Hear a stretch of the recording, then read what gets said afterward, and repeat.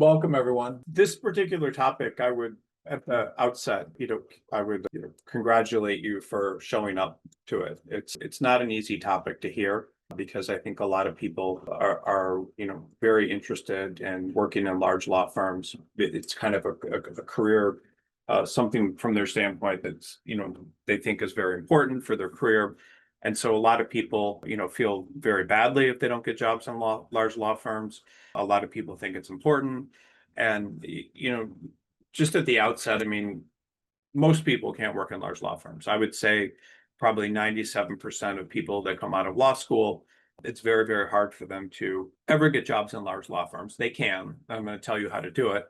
But just remember that, if you're not part of that 3% or, 4% people that aren't able to get jobs in large law firms, there's really nothing wrong with you. You're just not part of that group. And so you should, I'm going to tell you the reasons most people can't work in large law firms. It's probably not going to be the easiest information to hear. But at the same time, the rules and things I'm going to tell you that large law firms follow, if you can follow those in your career, you're going to be extremely successful.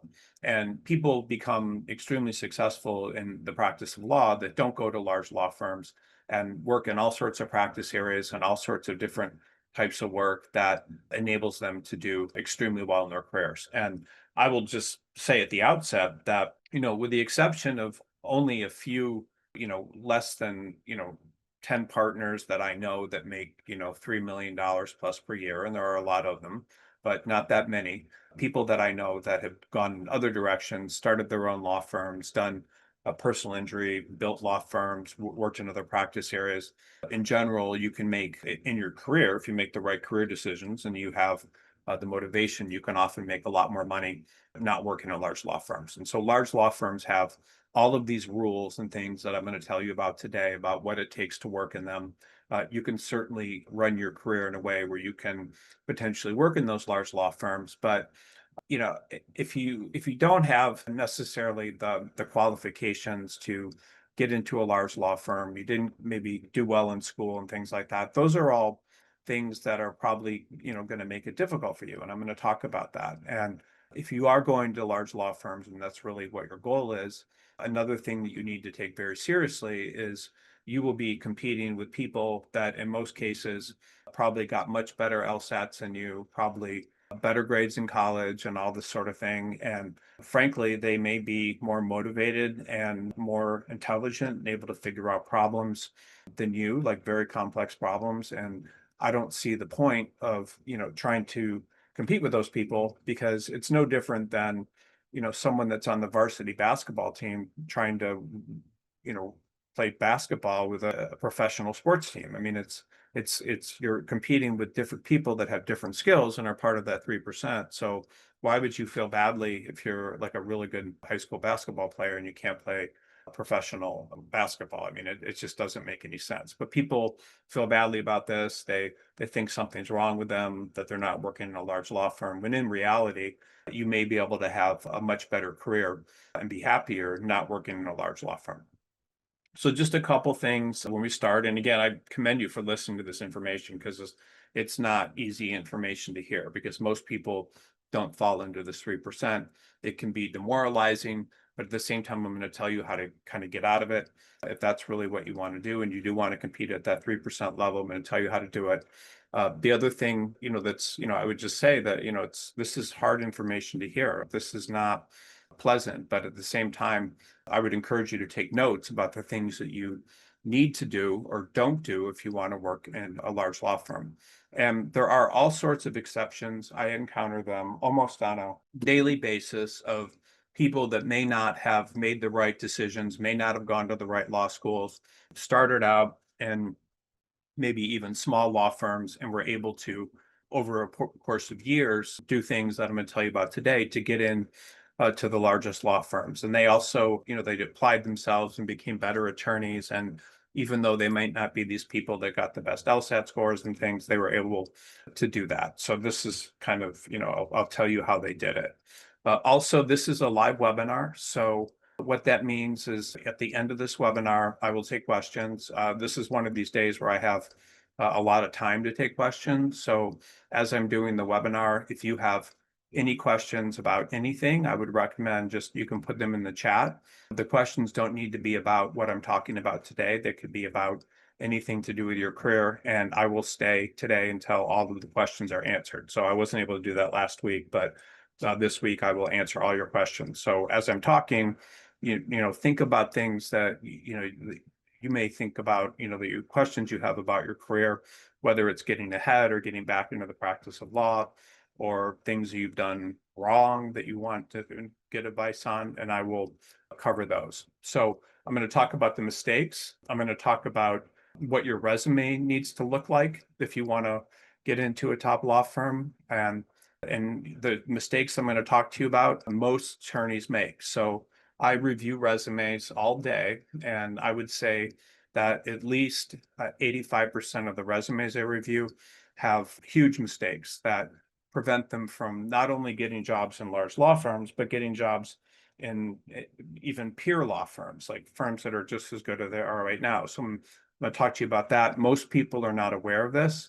The reason I'm aware of this is because my entire job for the past 25 years has been finding resumes that employers will pay to hire those people, meaning they'll pay me because these sorts of people are rare and they're marketable. And anytime I find a marketable candidate, it doesn't matter what practice they're in. It could be immigration, it could be corporate law, it could be, pretty much anything, whatever the practice are. It could be workers' comp, it could be, there's things that I look for that make people marketable. And when I see those resumes, the reason I need resumes like that as a recruiter is because I can't spend, hours working on behalf of that person if there's not some sort of reward. So I'm going to tell you how to position yourself, not only for someone that could work with me, but someone that when you send resumes to law firms, you're going to be better than 85% of the people that are applying. And so that's what I'm going to teach you today. And again, it doesn't matter what you've done, where you're at right now, you can make these changes and get more jobs. And so this is a very important presentation from the perspective that you're going to learn that, and it will make you, if you listen to what I'm saying, if you take notes, if you conduct your career in this way and you stop making the mistakes you're making, you're going to get better jobs. And, most people whose resumes I review cannot get positions in large law firms. It's just, that's the majority of attorneys. And again, it's like 97% of attorneys out there are not in a position to get jobs at large law firms. Now, you can make changes to your career and do certain things, but it's very, very difficult to have a resume that does that. And there's so many rules. I'm going to go over like 20 of them that it's very rare that, people are able to get these jobs at all. There's just all these things they need to do. And, there are, if you want to work in a large law firm, there are very good reasons for doing so. There's a lot of very positive things about it. And people often complain about the hours, they complain about, having to work weekends and having to do all this work, but there's actually very, very good reasons for working in large law firms. And I'm going to go over them right now about why, if this is something that you want to do in your career, why it's a very smart choice, despite the fact that most people can't do it. And despite the fact that, these jobs can be very unpleasant. Working in a large law firm has huge benefits. I can tell you what the benefits are, why this may be something you want to aspire to. Obviously, if working in a large law firm gives you greater prestige than working for a smaller law firm or a law firm in a practice area that you don't think that's not maybe that good. That prestige of working in a large law firm is something that will stay with you throughout your career. So if you get out of law school and you get a job with a larger law firm, that's something that is an honor. It's much like going to a top 10 law school. It's something that very few people can do. So it gives you something on your resume that literally will stick with you for the rest of your career. So people will start out at a large law firm and they'll have that on their resume, and it does help them in terms of getting, better work. The other thing, better jobs in the future. The other thing that happens when you work in a large law firm is you get to do more sophisticated work for major clients. I was talking to a surgeon, I think a couple nights ago. I was just at this event for my daughter before she's going away to college. And I was talking to the surgeon, and he was talking about what's been happening in medical schools is they've been admitting all these people for all these different reasons that aren't really, don't have the test scores, don't have, all these things, and they put them in this position where they're competing with people that do have these high test scores and, are very suited to practice law. And, what happens if you don't do really well in medical school is you're basically you're put into residencies that don't have a lot of consequences. So, a radiologist reviews file, x-rays, but then those x-rays ultimately go to the doctor and the doctor makes a decision. A psychiatrist talks to people, and there's all these dermatologists. Actually, that's a very competitive practice area, but even pediatrics isn't that competitive. And but what happens, if you're a surgeon, like if you make a mistake, there's major consequences. So that's a very hard job to get. If you are a brain surgeon, that's even more seen as important. So when you're working in the practice, a lot of people don't understand kind of what it means to work in a large law firm and what you're doing. And what you're doing in a large law firm is you're working on matters where there's huge consequences. Like, if you're merging a company, like, there could be hundreds of millions of dollars involved. If you're doing commercial litigation on behalf of a major company, there could be hundreds of millions of dollars involved. And so you're basically, the consequences of not doing well for a major client are huge. The consequences of doing bad work for some individual client, like, I don't know, immigration, you don't do a great job, the consequences aren't as great. So if you're doing insurance defense and you're working on automobile accidents, if you don't do a great job, defending it, the consequences aren't as great. So anything that you're trying to do in the practice of law, when you're trying to move up or you're trying to make more money, is generally related to more consequences for failure. So that's what it's all about. It's like that in the medical profession. It's like that in the legal profession. So you are trying to work on matters where the consequences of not doing a good job are much, much higher. And the reason that attorneys from the best law schools that are the smartest and get the best grades is because they have the qualifications, it looks like, where they can take on matters where the consequences of failure are very, very high compared to the consequences of failure if you don't do a good job in insurance defense, or you're working in a small town and are just working on setting up a corporation or something, a small corporation. The other benefit of working in a large law firm is you're working for clients who pay their bills.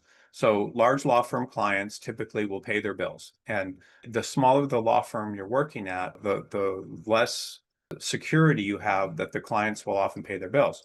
I've talked to a guy recently that had his own practice doing sophisticated trust and estates or something in Los Angeles. And he basically said that, he sends out a bill and he's lucky, these clients will negotiate it, and he's usually lucky to get 60% of what he bills. And so, it's harder to get clients to pay your bills, especially, the smaller the client.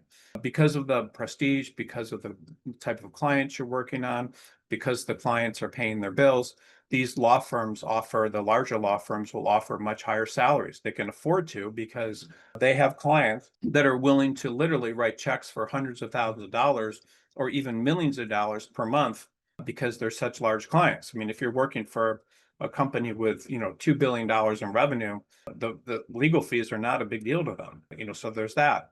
Large law firms will often have greater stability. Now, there's different things about stability and what that means. So it doesn't mean that you can keep your job there forever. It doesn't mean that, you won't lose your job at some point. But there's generally greater stability for most of them because they have clients that are paying bills. You're also going to get much better training.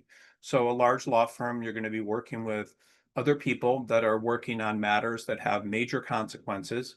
For big corporations, the big corporations, if you make mistakes, they'll have general counsels and things reviewing the work, there'll be consequences. So you're going to get better training in a large law firm. You're going to be working harder. You're going to be working on different matters.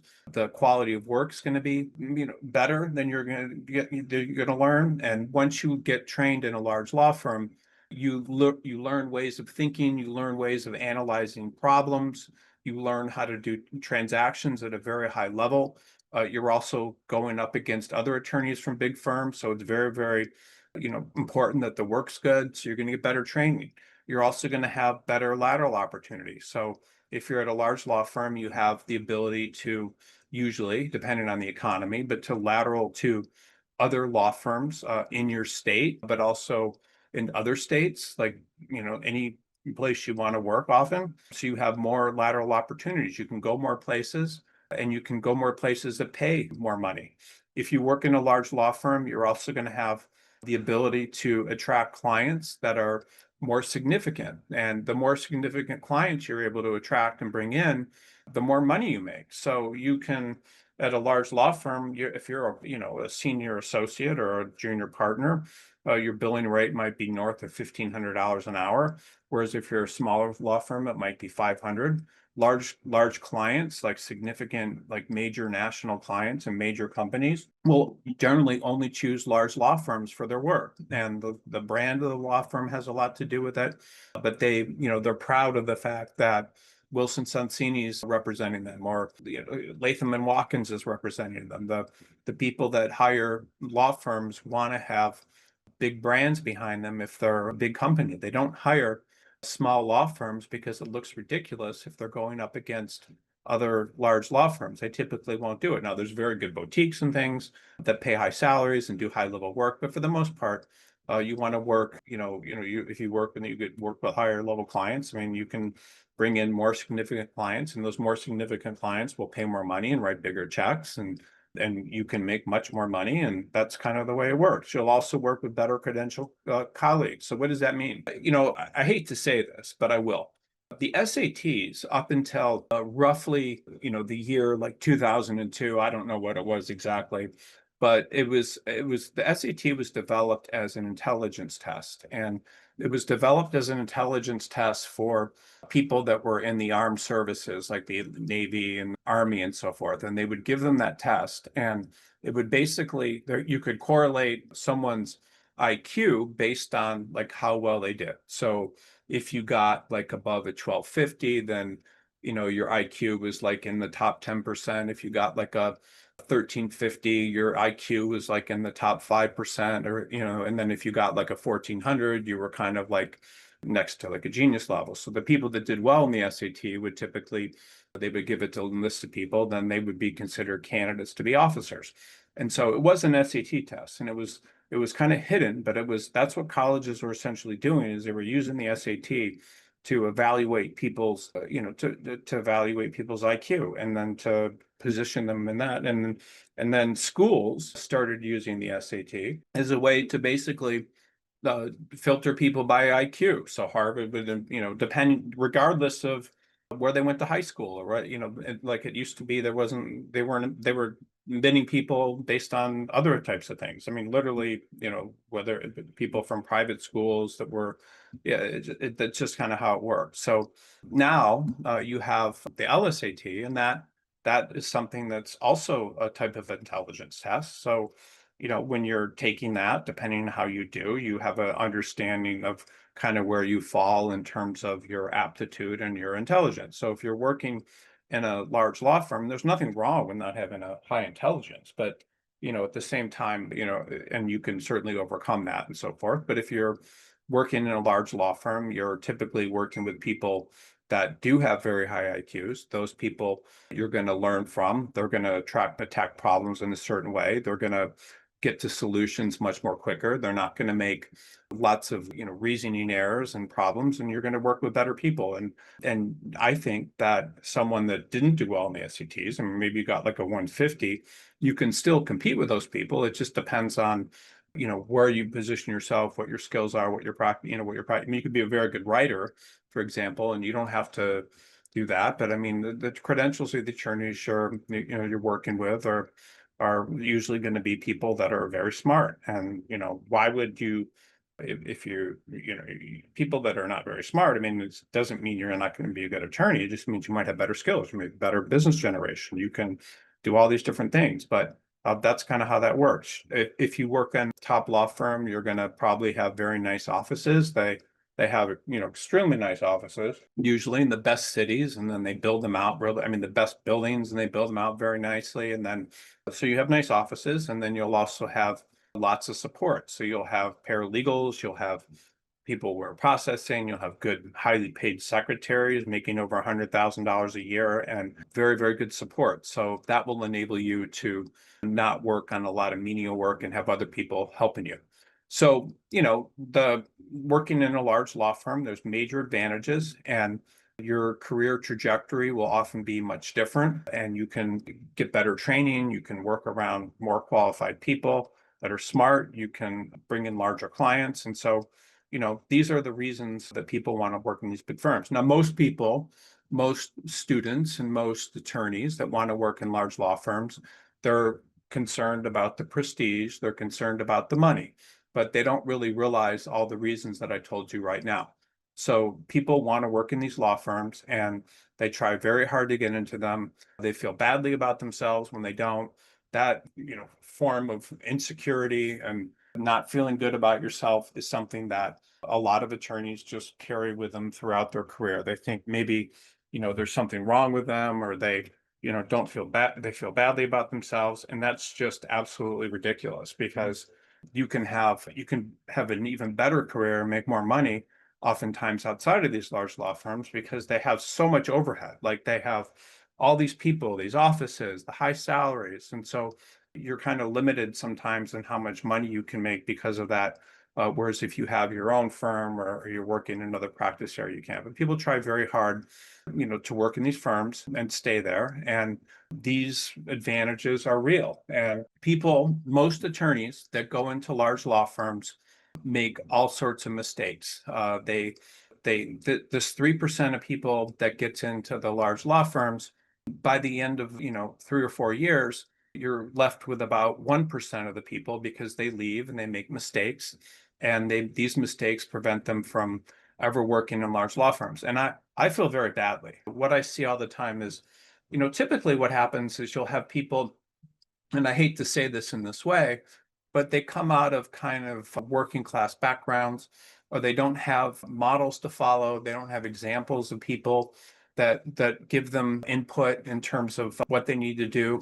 Oftentimes they join these firms and they're, in law school, they might have been, not surrounded by people that are kind of know the rules and are motivated. And then they get out and they may not, even if they're in large law firms, they may not associate with the right people. They might feel isolated, and so they don't understand these rules and they make these mistakes. And it happens regularly. And a lot of the people that make these mistakes, and I'm not trying to, again, ruffle any feathers, but they come out of backgrounds, or they're admitted to law school because of their certain backgrounds that they have, and they don't associate with other people that have these high motivations and understand these rules, and they make mistakes. If your parent, for example, was an attorney in a decent sized law firm, they're going to tell you what you need to do, and they're going to give you advice, and you're going to succeed. Whereas if you don't understand this, you're going to have some issues. So here's why it's hard for people to get jobs in large law firms.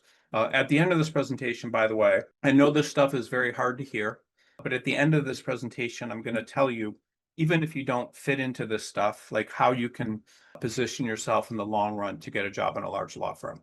So the first thing is, if you go to a poorly ranked law school, meaning, your law school is like, below 100 or whatever, this becomes something that's going to make it almost insurmountable for you to get a position in large law firms. Now, sometimes they'll hire you if you have a very rare skill, like you might have a PhD in electrical engineering, or, something that's very rare, like you might have, been a doctor, a nurse, and then, you have experience and a lot of experience in the health industry. You might, there's things that you can get around, but unless you go to a really good law school or you do very well there, it's going to be very difficult to get a job in a large law firm. The reason for this is very simple.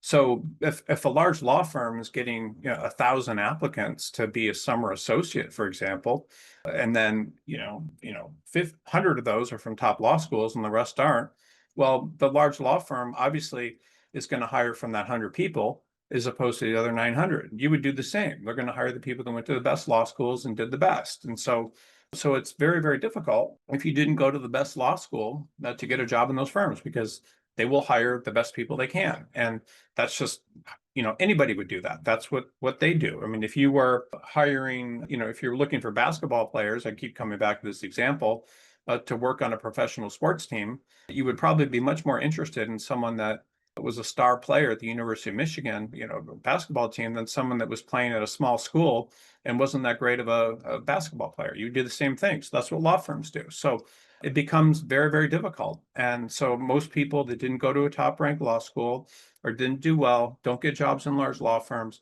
simply because the large law firms have their choice of people. It's nothing you did wrong. It's just that, again, out of 1,000 applications or 3,000 applications for 10 spots, they're going to hire the people that look best on paper. So if you didn't do well at a highly ranked law school, for the most part, that's going to be the end of it. And if you did go to a poorly ranked law school, then you have to really stand out and do very well. So, you could go to New York Law School in New York City, and if you're like one of the top 5 or 10 people in your class, that's a local law school.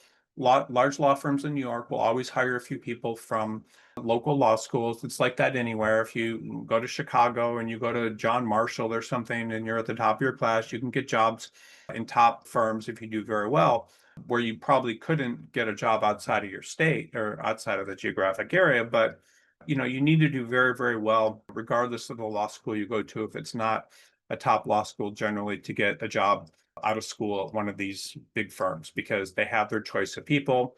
There's going to be limited opportunities. If you're, one of the top law schools, in your city. I mean, if you're at a local law school in whatever city you're at and you do very well, then yes, you can get hired in a top law firm. And again, like all over the country, like, if you go to, you're in Texas and you go to, like, I don't know, South Texas College of Law and you're like number 1 or 2 in your class, then yes, you can probably get some jobs in large law firms. Large law firms will always want to hire some people from local law schools if they do very, very well, but it's still not easy. And the other thing is that, if you don't get a summer associate position in a large law firm, that's kind of how law firms evaluate people for a permanent position. So if you work at another big law firm in your summer, that shows a lot. It shows you were able to get a job there. It shows that you probably got, pretty good training, and you have a chance of, getting a job at another large law firm in your 3rd year, but it's just very, very difficult. And so, even if you do get a job in a large law firm, it can be difficult to move to another large law firm, with that school in your resume, but you can. It's not impossible. I see people every day that didn't go to top law schools, and it can, they can get jobs, but I hate to say it, but if you didn't go to the best law schools and do well there, it can be very difficult to get a job at a top law firm in your entire career. Now, I see attorneys all the time, like, again, every week, that went to poorly ranked law schools, but did exceptionally well. And somehow, they managed to get jobs in large law firms, and they're employed in large law firms 15 years later. So you can do it. You can also get a job in a top law firm, even if you didn't go to a great school, but it makes it very, very difficult. And so, you have to be aware of that. And again, there's nothing wrong with not being in the top 3% of all the attorneys that are able to get these jobs. And again, like I said, if you don't do well in law school, then that's a problem too, because that shows that you're unable to compete with people even at a okay law school. And if you can't compete with those people, then that's a problem, because people want to hire people that are at the top, that do the best. And so how would you distinguish if you had, again, 10,000 applications? Let's just say 1,000 applications. You had 1,000 applications for someone being a summer associate, and 500 of them were people that went to top law schools. And even out of that, like 100 of them did exceptionally well at top law schools. You would try to hire the best people, and that's just all the law firms do. I mean, they're looking for the best people that they can. So, if you're not at the top of your class, law firms will make assumptions. If you didn't go to top law school, they'll make assumptions that you may not have the drive, meaning you may not have studied as hard. You don't want it as much. You're not probably going to have as much drive when you get in the law firm. And then it will also tell other law firms that you may not be as smart or have the aptitude for the practice of law. There are people, I've seen it. When I went to University of Virginia Law School, which is a good law school with a lot of smart people there that, do over like 170 in their LSATs and all that as an average. There are people that I encountered there that were so freaking smart that they hardly needed to study and they just got A's on every exam because they had this incredible aptitude for the practice of law and understanding problems. And there are probably people that got like 178 in their LSATs or whatever. And they were very smart people. Some people have that aptitude, others don't. And there's nothing wrong with not having that. But firms are going to hire candidates that look the best on paper. And if you're at the bottom of your class, it just shows you're not in the top half of a decent law, not a top 10 law school. It's going to communicate to law firms that you may not have had the drive, or you may not have the aptitude and the smarts of other people. And so large law firms are paid by major clients, and those major clients expect people that are able to do good work.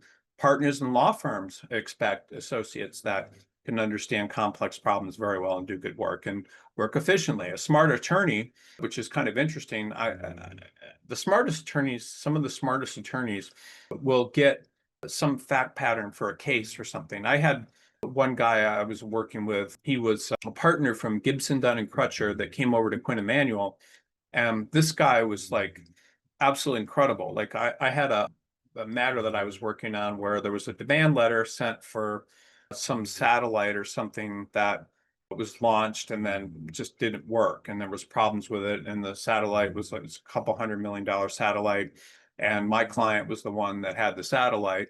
And they were being sued and demands for $200 million or whatever the satellite cost to launch and put out there and build. And this guy from Gibson Dunn was, we were working on this thing for weeks and then billing all these hours and stuff. And then we went into this guy's office and we're talking to him. And within like 20 minutes, he found some angle. Like I couldn't believe it, that made that my client didn't have to pay $200 million. And this is what really, really smart people can do. They can figure things out that other people can't. And again, Quinn Emanuel was a great firm. I mean, when I was there, it was all these former partners from Cravath and people that have been like in the top 5 of their class at Harvard and things, but this guy was even smarter than them. And so law firms want to hire the smartest people. They get very good results from I mean, this is how they work. I mean, that's who you're competing against if you're trying to work in a large law firm. If you don't get a summer associate job in a large law firm, it becomes extremely difficult because large law firms, and if you're in your 3rd year of practice, will hire people that worked in summer associates in large law firms. And without having one of those positions, the odds of you getting a position in 3rd year or even after that are very, very slim. And that's just how, large law firms evaluate people to hire them. They want to hire people that were able to be one of, 20 people out of 1,000 applicants that was able to get a job in a large law firm, because that shows motivation. It shows all these different, interview well, it shows that you were able to get that experience. And so that's what they want. And if you don't get a job as a summer associate in a large law firm, the law firm's going to assume that either you're not interested in working in a large law firm, or there's something there's some reason you weren't able to get a job in them. But I will tell you one thing, and if you're a law student, I want you to be aware of this. So if you don't get a job in a large law firm during the summer and you get a job in a small law firm, if it's a certain practice area or things you get training in, and even if it's a small firm of 2 or 3 people, I see people doing that all the time. My ex-wife was in her 2nd summer, worked as a trademark attorney for just one woman, I think, doing trademarks. And she was very interested in trademarks. She was interested in them because it's kind of a funny story, but her father violated some trademark, and he did it at a major scale and was actually put in jail for some time because he ignored a court order not to use the trademark or something. And her family lost everything. So she was just all over trademarks. It was like the most important thing in the world to her. And then she got this job in the summer doing trademarks and for this woman, and had this passion for trademark law because of everything that had happened to her and her family. And she was able to get a job in a major law firm as a trademark attorney, even though she didn't go to the best law school. I think she went to Hastings or something, wasn't at the top of her class there, but had this experience in the summer. So law firms liked it. So, it doesn't matter really where you went to law school. You need to try to get some sort of summer job in the summer with a law firm, because if you don't get one of these summer jobs, it shows that you may not be interested in practicing law. So people do things like they go into public interest their first and second summer, or they, whatever, they work some government office or something, and that you have the option. Anybody can get a job in the summer in a law firm. You can volunteer. You can, there's over 100,000 law firms in the country. In every city, there's hundreds of law firms most of the time. So someone will hire you, if you want to work there. If you want to work there for $15 an hour, you can get a job too. So you need to get a job in a law firm during the summer of your second year. And lots of people also will go to top law schools. They'll go to top 10 law schools, and they'll, instead of working in a large law firm or any law firm during their summer, even if they have really good grades and stuff, if they don't work in a law firm during their summer, then it sends a message to law firms that that's not what they're interested in doing. And so law firms want to hire people that are interested in working in law firms, because that's what they are. So if you want to do something else, it's just sending a message that you don't want to do that. So you have to have the basic requirement. You have to work in some sort of law firm during your second summer, preferably your first and second summer, because if you don't do that, it's going to send the wrong message. So again, most large law firms will hire people who have experience in other large law firms. You would do the same. The training, the brand, the ability to get those jobs, that's just how it works. Another thing that happens to a lot of people, and I'm talking a lot now about students and things, but I will get into, much more substantive reasons for all attorneys in a little bit.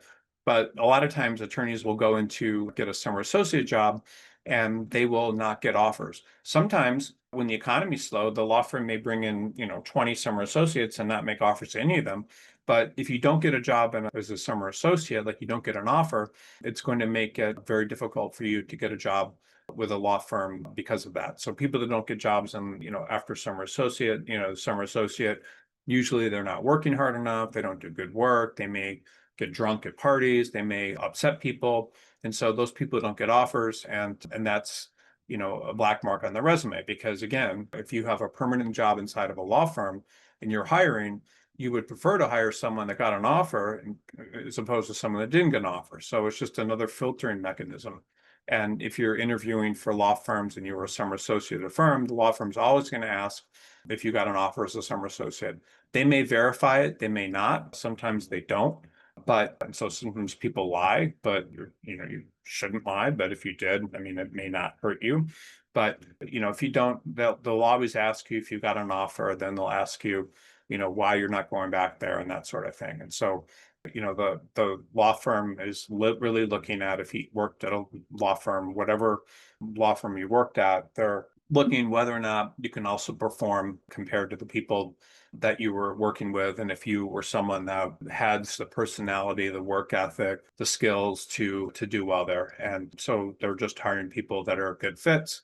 When you're a summer associate, the law firm's evaluating your work ethic. They're evaluating your social skills, like, are you going to be comfortable there? Are we going to be comfortable with you? They're evaluating how you interact with others and whether or not you fit in. And, if you were a law firm, you would want to hire people that could do all those things. And there are people out there that could be put in the most toxic environment possible, but they still manage to do well and get offers. And so you have to, show that you can do well. And ultimately, when you're any type of associate or summer associate, you're working for partners, and those partners are your clients, or senior associates. Those are your clients. So how do you do well? How do you do well around clients?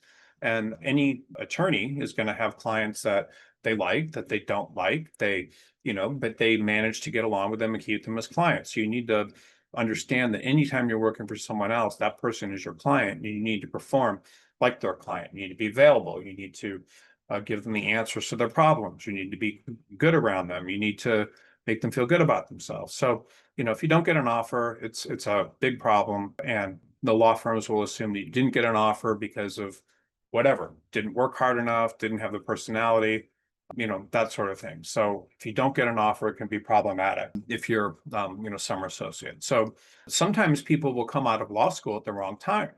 They'll come out during a legal recession. They'll come out, and it's always a crapshoot, because you could go to the best law school and do okay there, but you come out of law school and there's just a huge legal recession. Like the large law firms aren't hiring.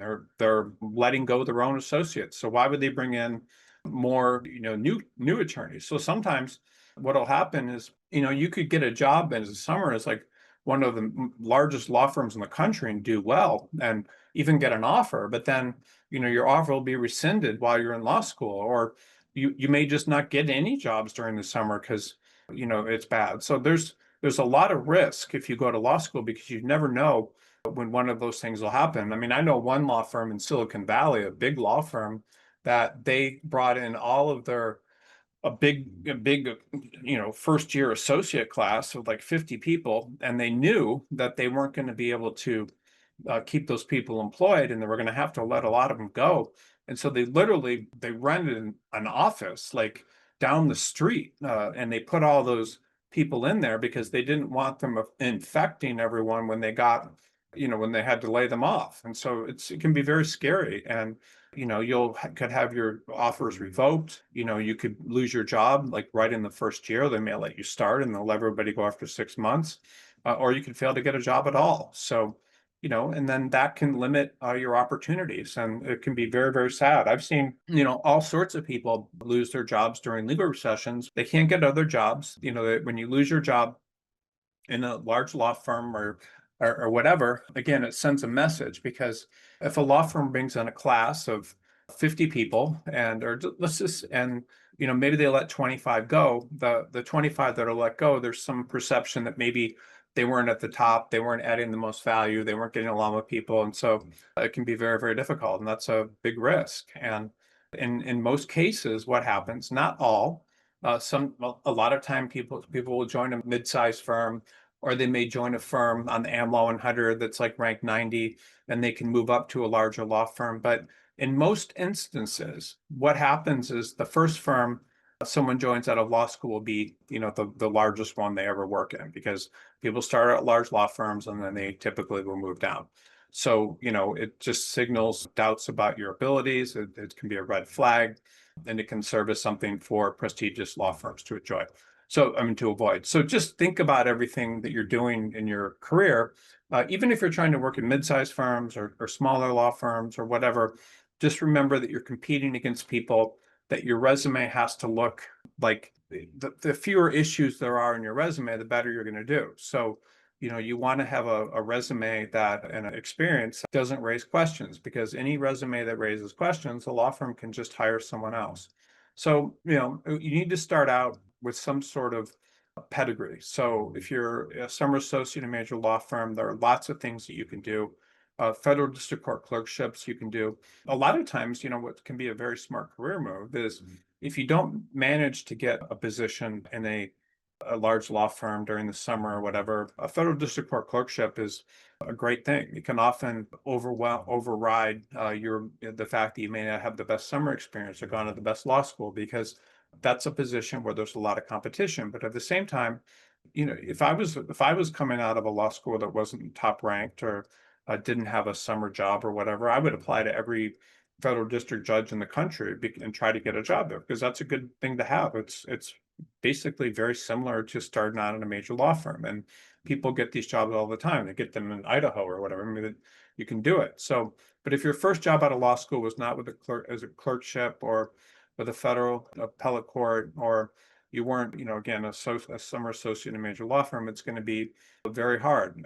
If you make the mistake of starting out your career in-house or in a public interest role or in a government role outside of working in a law firm, it's going to be extremely difficult to ever get into a law firm, because, law firms have a certain mindset. They do work for paying clients. There's more efficiency. The matters are larger. If you're working for the government or something, you're not working for a paying client. If you're working in-house, you're working for the company, but it's not the same level of efficiency when you're not working for people that pay bills like that. So, people will believe, if you don't start in one of these, start in a law firm, that you're often will have bad habits. Like, I'm sure you saw like all these stories about Doge, like just saying, with Elon Musk, when he was trying to overhaul the federal government, all you need to do is tell us one thing you worked on the last week. And people rebelled against that. And, and all these people refused to do it, and which is crazy. So they wouldn't even, and a lot of people that work for the government, I've seen people that are attorney roles, they're working from home. They literally will work another job at the same time because there's so few demands on them. And, if you're working for a law firm, you have to write down your hours and you have to do certain types of work and things. So if you start on a large law firm, you're not working for paying clients, you're not having to write down your time. It's just a different job. So no law firm wants to train someone in that. You can certainly work in certain geographic areas where there's not a lot of opportunity, but attorneys, but at the same time, law firms do not want to have to retrain people that are coming from other settings. There's plenty of candidates that are coming from law firms that they can hire. Here's another huge mistake, and this is something that applies to almost everyone on this call. It's one of the main reasons for people getting disqualified from working law firms, and they don't understand this, and they think that having experience in a lot of different practice areas will help them. That's just not the case. If you read job postings on any website, Indeed, Law Crossing, LinkedIn, they're always seeking someone to do one thing. They will seek someone to be a corporate transactional attorney doing something. They'll be seeking a certain type of litigator. It could be collections. It could be whatever. They're often seeking a certain type of real estate attorney to do leasing or whatever, or a certain type of corporate attorney or a corporate generalist. They're not interested in someone that does litigation, real estate, and corporate, because that means maybe you work for 3 years doing all these different things. You may have like 1 year of experience in litigation then if you're doing 3 different things. So law firms do not like generalists. Small and large law firms is the same, but if you're a generalist, that's not going to help you. Now, what's interesting is if you become very, very specialized in something. I've seen corporate attorneys that didn't go to the top law schools that are working in very small corporate practices, maybe with 5 other attorneys, and then all of a sudden there's a boom in the economy and everyone wants a corporate attorney. And those attorneys can often get hired in large law firms. It depends on the economy, but it's going to be, if there's just a complete dearth and not enough of the corporate attorneys around. I saw one guy, I remember during one boom, he'd been like working in a 3 or 4 person law firm. And I think it was like Rutgers, he went to Rutgers and he was working in, whatever, New Jersey somewhere. And there was a huge boom, people looking for corporate attorneys, and a big law firm in Silicon Valley flew he and his wife out. They gave him a suite and he's like, this is incredible, and got hired. And, so things can happen, but generally law firms will only hire specialists who focus on one area. Clients that go to law firms are going to them for expertise. So clients of law firms are hiring people to do one thing. So clients want people that are trained in real estate leasing. They don't want to hire someone that's doing 5 different things. They want a specialist, because a specialist is what the law firm is charging for. That's why they charge large rates. They charge that because they're looking for a specialist. And so you need to be a specialist. And, even if you're a corporate attorney, large law firms will want people that do only mergers and acquisitions. They'll want people that only do capital markets, or they only do asset finance. So even if you're in a large law firm, you need to often, to be marketable, have experience in these sub-practice areas. And if you become a generalist, it doesn't help you. You're not going to get a position not only in large law firms, but it's going to make it hard for you to get jobs in law firms of all sizes. Unless you're working in a small town or a very small law firm with small clients, it's going to be very, very difficult. So you need to realize that most law firms are looking for specialists. If you put all these different things on your resume and you look like a generalist, law firms aren't going to hire you. I had one guy that was 10 years out of law school. He had been workers' comp attorney. He'd been an insurance defense attorney. He had his own practice doing all these different things. And he was, 10 years out of law school, but for the past 2 years, he'd been a trust and estates attorney. And so he had that on his resume, the trust and estates for the past 2 years. And I was like, you just need to say you're an associate or whatever in all these previous jobs. You can't talk about the fact that you do all these other things. And then you need to have a very well beefed up resume talking about all your trust and estates for the past 2 years. And this guy went from getting no interviews, like no one was interested in him, to getting like 5 or 6 interviews and multiple job offers because he looked like a specialist. And that's what law firms are looking for. Large law firms do not hire generalists. You wouldn't either. Clients pay for specialists. So if you're working as a generalist, or your resume looks like you're a generalist, you're going to have a very difficult time getting a position. I'm sorry, it's ridiculous. You're going to have a very difficult time getting a job. And your resume, if you're applying for jobs, regardless of whether or not you're looking for large or small firms, you need to look like a specialist. And that's kind of the main thing when people are applying to BCG. I don't really care where you went to law school. I don't care how well you did there. I don't, I can get you a job if you're a specialist in something, but I can't if you're a generalist. So people think it makes them look very good that they have all this different type of experience. But if you look like a specialist, you're going to be able to get jobs, and law firms hire specialists. If you have more than 10 years of experience. So I think everyone is kind of aware of the business model of how large law firms work, but you're expected during your first 5 years or so to become an expert in your practice area. And then after you become an expert in your practice area, you're expected at some point to hopefully get clients. And it's very, very difficult at a large law firm to get clients because they have, they have a requirement major clients. And so if you get to the 10-year mark and you're not bringing in clients or don't look like you have a lot of potential, you become too expensive. The law firm, you tend to be jaded and not as motivated because you don't think you can get ahead or whatever. And if you don't have any portable business, then your odds of getting another position at a large law firm are very, very diminished. So you need to be able to develop business, and it's very hard. I mean, if you're working, 2,000 hours plus in a large law firm, how are you going to get business? And people that get business figure it out. You can figure it out, but you need to be able to do that. And if you don't, your odds of getting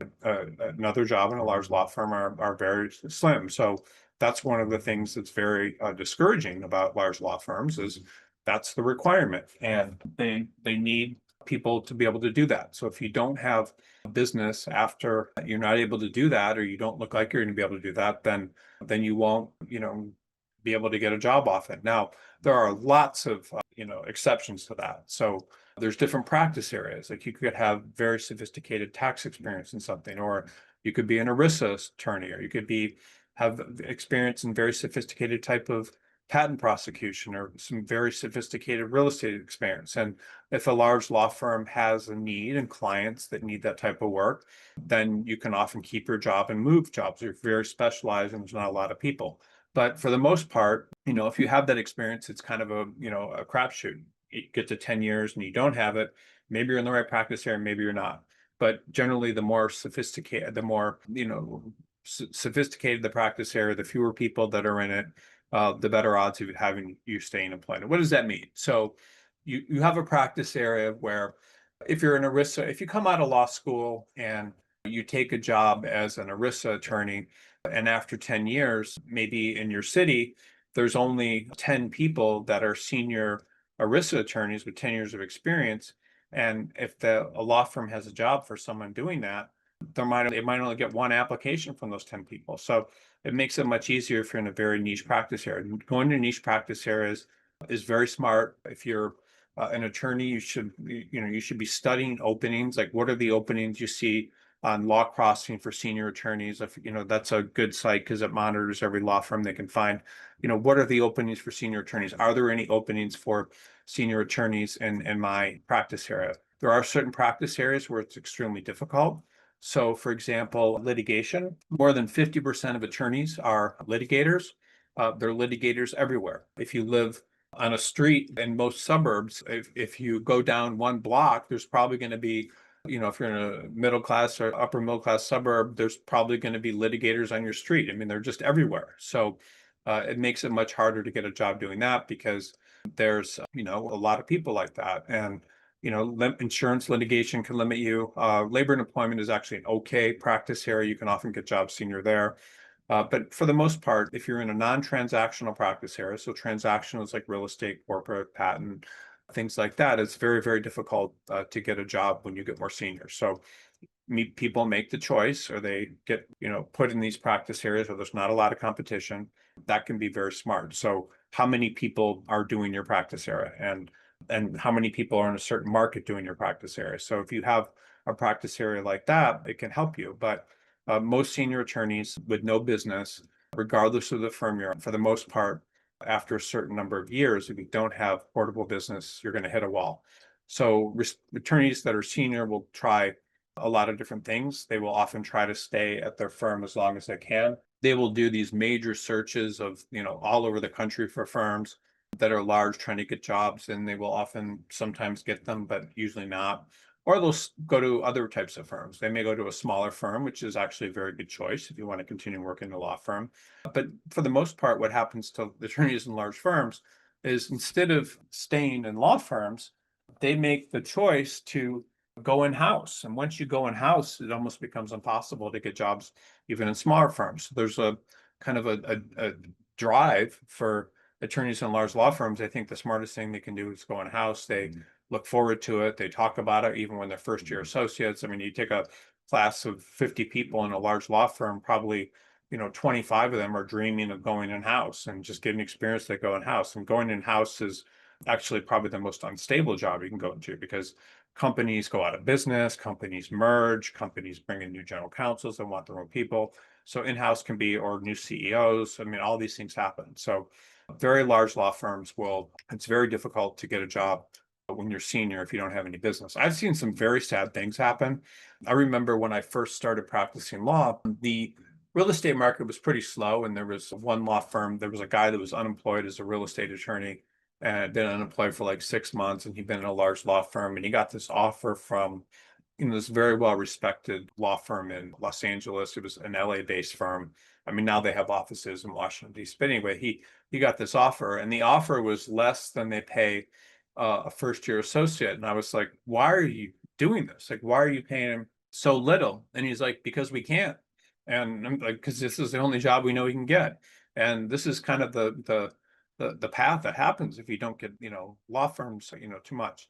Now, another thing that I'm going to bring up that I don't like talking about is, too much diversity. So what does that mean? So diversity can be all sorts of things. It could be, your race, your religion, what you're interested in, like how serious that is. Are you interested in social justice? Or it doesn't really matter, what you are, but sometimes people will make an issue of their diversity. So, you had things happen, like you had all these people, and this is an issue. This is the type of diversity. You had all these people, white attorneys, and it doesn't, that didn't like, how these law firms they were at, caved to Trump policies and Trump demands on them and stuff. And they were, these were Democrats and or whatever interest, very against. And so the law firms caved on what Trump wanted, and they all quit, or they were very unhappy. And there, so that's a form of diversity. They weren't fitting in with what the firm wanted. And oftentimes that's a form of diversity. Like, you're extremely interested in Democratic causes, you're extremely against Trump, and and the reason that's not a good thing is because if you're an attorney, you're going to be representing companies that are primarily, Democrat, or people that are Democrats, people that are Republicans, criminals that you may not like, or whatever. You're going to represent people, that are just different. And so you need to embrace whatever your firm's doing and just kind of ignore it. So sometimes people will dress weird. They'll just make mistakes in how they dress, and they will not talk in professional language. They will they may have issues of being friendly with their colleagues. They may just be, I don't know. And law firms are primarily middle class institutions. And so what does that mean? So people that are like upper class will do all these things, and they won't really care what people think about them. I mean, I guess an example of that again would be Trump, just doing whatever, not concerned about what other people think about them. People that may be like lower class don't care as much about what people think about them. They're not dressing the part. They don't use good language often. It's just kind of how it works. Middle class people work for upper class people or upper companies with more money. So they're expected to act and behave a certain way. And they're expected to reflect, dress a certain way. They're expected to talk a certain way, all those sorts of stuff. So clients want people that look and act in a certain way. And so if you're from a certain type of environment, you're not talking in the same, talking the same way. I mean, and what do I mean? I mean, you're not using the right grammar. Clients won't like that. They expect you to act in a certain way. If you are extremely religious and you make an issue out of your religion and you're very passionate about it, and and then that becomes an issue, then that makes you different, and it makes it harder to manage you. And that's a form of diversity. So you never need to hide your race, your sexual orientation, or disability, but If you make an issue out of it and everything is about that, then law firms don't like that. So, you take sides on issues, you're offended by all these things, and they don't like that. And a lot of people go into firms and they say, oh, they don't have enough of this and they don't have enough of that. And that can make issues. Law firms do not want to feel threatened by your diversity or your beliefs. They don't want to, think that they're gonna make you uncomfortable all the time. They don't want you to bring in conflict or very strong opinions about matters that don't apply to everyone in the workplace. They want people that are going to fit in and do their jobs, get along with others, and be part of the tribe. And you can be part of the tribe if you have diversity. No one cares really, but you have to act and behave a certain way, and you can't have a chip on your shoulder about whatever it is. And a lot of people do this, and I hate to bring it up, but it hurts people. So, you have to be part of the group. You have to be part of the tribe. You can certainly be diverse in your opinions and everything. But you keep that to yourself. You don't make drama. You don't offend people. You don't make people afraid to hire you and afraid to talk a certain way. They want to be comfortable around you, and you need to be able to connect with them. And you need to, be of a mindset that none of this stuff bothers you. You're just part of the group. You don't have a chip on your shoulder, and you're just going to be part of the group. And so that's what people want. And again, they don't care your race, religion, sexual orientation. They just don't want that to be like everything for you. They don't want you to be like very opinionated and want the firm to do all this pro bono and things. And they just want to be comfortable. So keep your opinions, your issues, your motivation, whether it's social justice. I mean, if you're working in a Democratic firm, which, work in New York, I mean, most of them are, it's going to be very hard to get hired if you're like a far right person with opinions that are very right wing. I mean, it's no liberal law firm wants to hire someone like that. And so people do that all the time, make an issue out of their opinions or their politics and things. And that just hurts you because people want to be around people that are comfortable, and you just keep your opinions to yourself. Like I said earlier, if you go in house, that's pretty much going to destroy your future prospects in a large law firm.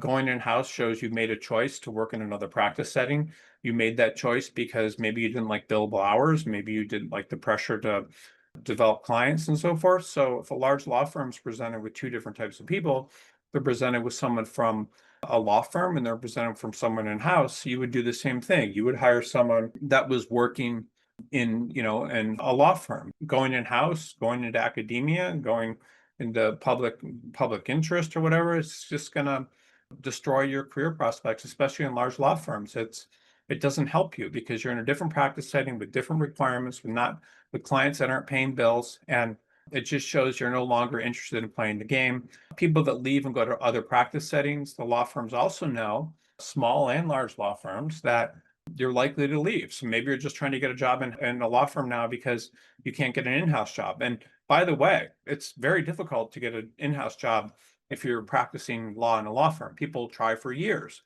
So if you lose your job in-house, it becomes even harder to get another job in-house because in-house, companies will typically hire people that have law firm skills because they want to use that right away. And if you go in-house, that your skills may deteriorate. So it's very difficult to get a job in-house. So a lot of times people will lose their jobs in-house, which, by the way, the majority of people, at least 75%, if you go in-house, will lose your job within 2 years. It always happens. And then you'll have this period, if you can't get another job, of unemployment, and then you will try to get another job in a law firm, and the law firms won't bite because they know that you don't want to be part of that practice setting. So, by the way, I mean, I'll just again promote law firms. There's really no other profession, maybe medicine, where once you get that degree and work in law firms, you can work in law firms until you're in your 80s. You cannot work in a company. You will not get a job in a company and expect to work into your 80s. So working in a law firm is amazing because you can bring in clients, you can build your practice with lots of clients, you can have skills, you can always practice law, and it's just a certain type of ecosystem. There's nothing smarter, in my opinion, than working in a law firm. I don't make in-house placements. I only work with law firms. I only work with people that want to work in law firms because in-house is crazy. It's impossible to often to keep your job. And so law firms will not hire people, that go in house, people that go in house generally, when they come back to law firms, again, they don't like the accountability, they don't like the hours, they don't like writing down their time. And so even if they are able to get a job in a large law firm again, or any type of law firm, they're likely to not last more than a year. I have people that I've worked with in the past, people that may have, gone to Stanford Law School and got a job with like a major law firm in Silicon Valley and worked there for 6 years and have incredible training and experience. And then for whatever reason, they lose their job. And then they want to get jobs in another job as a corporate attorney, whatever, in Silicon Valley. They could apply to 100 places and no one will interview them. Just because, why would you interview someone that left because they thought they were going to go in house and make all this money, which people do, by the way. You can go in house sometimes and make tens of millions of dollars if you get stock options and things. It can be a very good job, and you can retire sometimes. I've seen people, go to startups, 5% of these startups succeed and become multimillionaires. But, if you go in house, then the odds of getting a job in a law firm are very slim, and you've kind of walked away from a profession that you can do until your 80s. Law firms want people that are committed to working in law firms, to playing the game, to the hours, the competition. They want people that are committed to working with a variety of large clients and doing work at a very high level. They want people that are going to be accountable, meaning your work is measured by the law firm, it's measured by outside counsel, your hours are accountable, you have to do work that people are going to pay for. And law firms do not want to hire people that don't have that commitment to that practice setting. So any doubt can disqualify you immediately. I am seeing every day when I log in to BCG and review candidates that have applied to work with us, every single day I'm seeing all these people, like these hordes of people, like, at least like 50 plus people that are working or were working in all these government agencies. And a lot of them, went to top law schools. I mean, top 5, top 10 law schools. And then they might have worked in a law firm for 1 or 2 years or 3 or 4, and they've lost their jobs with the government in these different agencies because of Trump and and Elon Musk and these policies, and they've lost their jobs. And so now they're looking for new jobs, and none of them are going to be able to get jobs in other large law firms. Now, someday they may have a certain type of policy experience that's in demand. So some of them can, but the majority, 90% of them won't get jobs in law firms because they've shown they're not committed to that practice setting. They've gone into government jobs where, for the most part, they're working at home or they're leaving at 5. And so they're just disqualified from working in law firms again. So you need to think very, very carefully. Like if you want to have one of these careers in a law firm where you're practicing, you can practice for as long as you want. I mean, I've seen plenty of attorneys who are like in their 90s and like, died and doing still practicing law and good practices. And, it's a profession you can do forever. And it doesn't matter, like you can start your own practice doing immigration law, but you'll have clients and you'll have, people paying you constantly. And it's a great profession working in a law firm. I mean, it doesn't have to be a large law firm. If you are able to bring in clients, you are essentially running your own business. What law firms do, just so you understand the business model, law firms are essentially brands that support attorneys with business and give them associates and give them paralegals and give them office space. And the attorney that has business brings her business to the law firm. The law firm gives them the brand. The law firm gives them the support and hires summer associates and all these sorts of things. And the law firm supports that person with business. And in return, if an attorney has $5 million in business, the law firm might pay them $1.5 million. That's what they get. And then the other 3.5 goes to the law firm for all the support and things that they have. And then the more business you bring in, the more money you will make. And but you have this kind of ecosystem where a law firm is essentially working for you. And that's something a lot of people don't understand. Like, why would you not want to have a law firm that's working for you? And that's what attorneys with business have. They have essentially, they go to places that will support them. So you have a business that you can do your entire career, be a small law firm, whatever. Another thing that people do is they quit their jobs. This is one of the riskiest things that someone can possibly do. I see this happen, and I don't want to make issues of it, but I see this happen a lot of times with people like I talked about earlier that are very diverse. Like they may be, very into public interest. They may, whatever. They may be, from a social or sometimes, racial group that makes them isolated and doesn't tell them the rules. They don't have models to follow of how to behave and what to do and the risk of leaving a job. But if you leave a job and quit, there's all these assumptions that the firm makes. The first assumption they make is maybe you were fired and they don't like that. The other assumption they make is, maybe you just couldn't get along in the firm. You couldn't stick it out. You couldn't work with people. You had some issues. And so again, if a law firm is confronted with someone that doesn't have these things and they're confronted with someone that's currently working, they're going to hire the person that's currently working. And it's very, very crazy. So if you're in New York and you lose your job, and there's all these big firms in New York that get lots of applications, it becomes almost not impossible, but incredibly difficult to get another job because, again, law firms will assume that the person that is employed is a better risk than the person that's unemployed. And I see things all the time where someone loses their job in a big law firm in a big city and they're trying to get another job, then it becomes next to impossible because the law firm has plenty of people to choose from, and the law firm is going to hire the person that's employed, as opposed to the one that is employed. So you never want to walk off a job. It doesn't matter, if it's a big firm or a small firm or whatever it is. If you walk off a job, it's just going to send the wrong signals to future employers. It's going to show that maybe you can't persevere through issues, whatever it is, hard partners to work with, or whatever, or you have a low tolerance for adversity, or you have the inability to stick it out when issues arise. I tell this story a lot, but it has to do with BCG. And when I started recruiting, two of the first recruiters I hired, one had been at her past job for like 17 years, and I'd been at her job for like 8 years. And then I would always encounter, like, as part of my practice, these people that had worked in large law firms and things and had good academic qualifications and couldn't get jobs. And so I'd be like, maybe you'd like recruiting. And I would hire them. And so I hired a bunch of people that did that. Like, maybe the first couple of years of recruiting, I hired these two people that had been 8 and 17.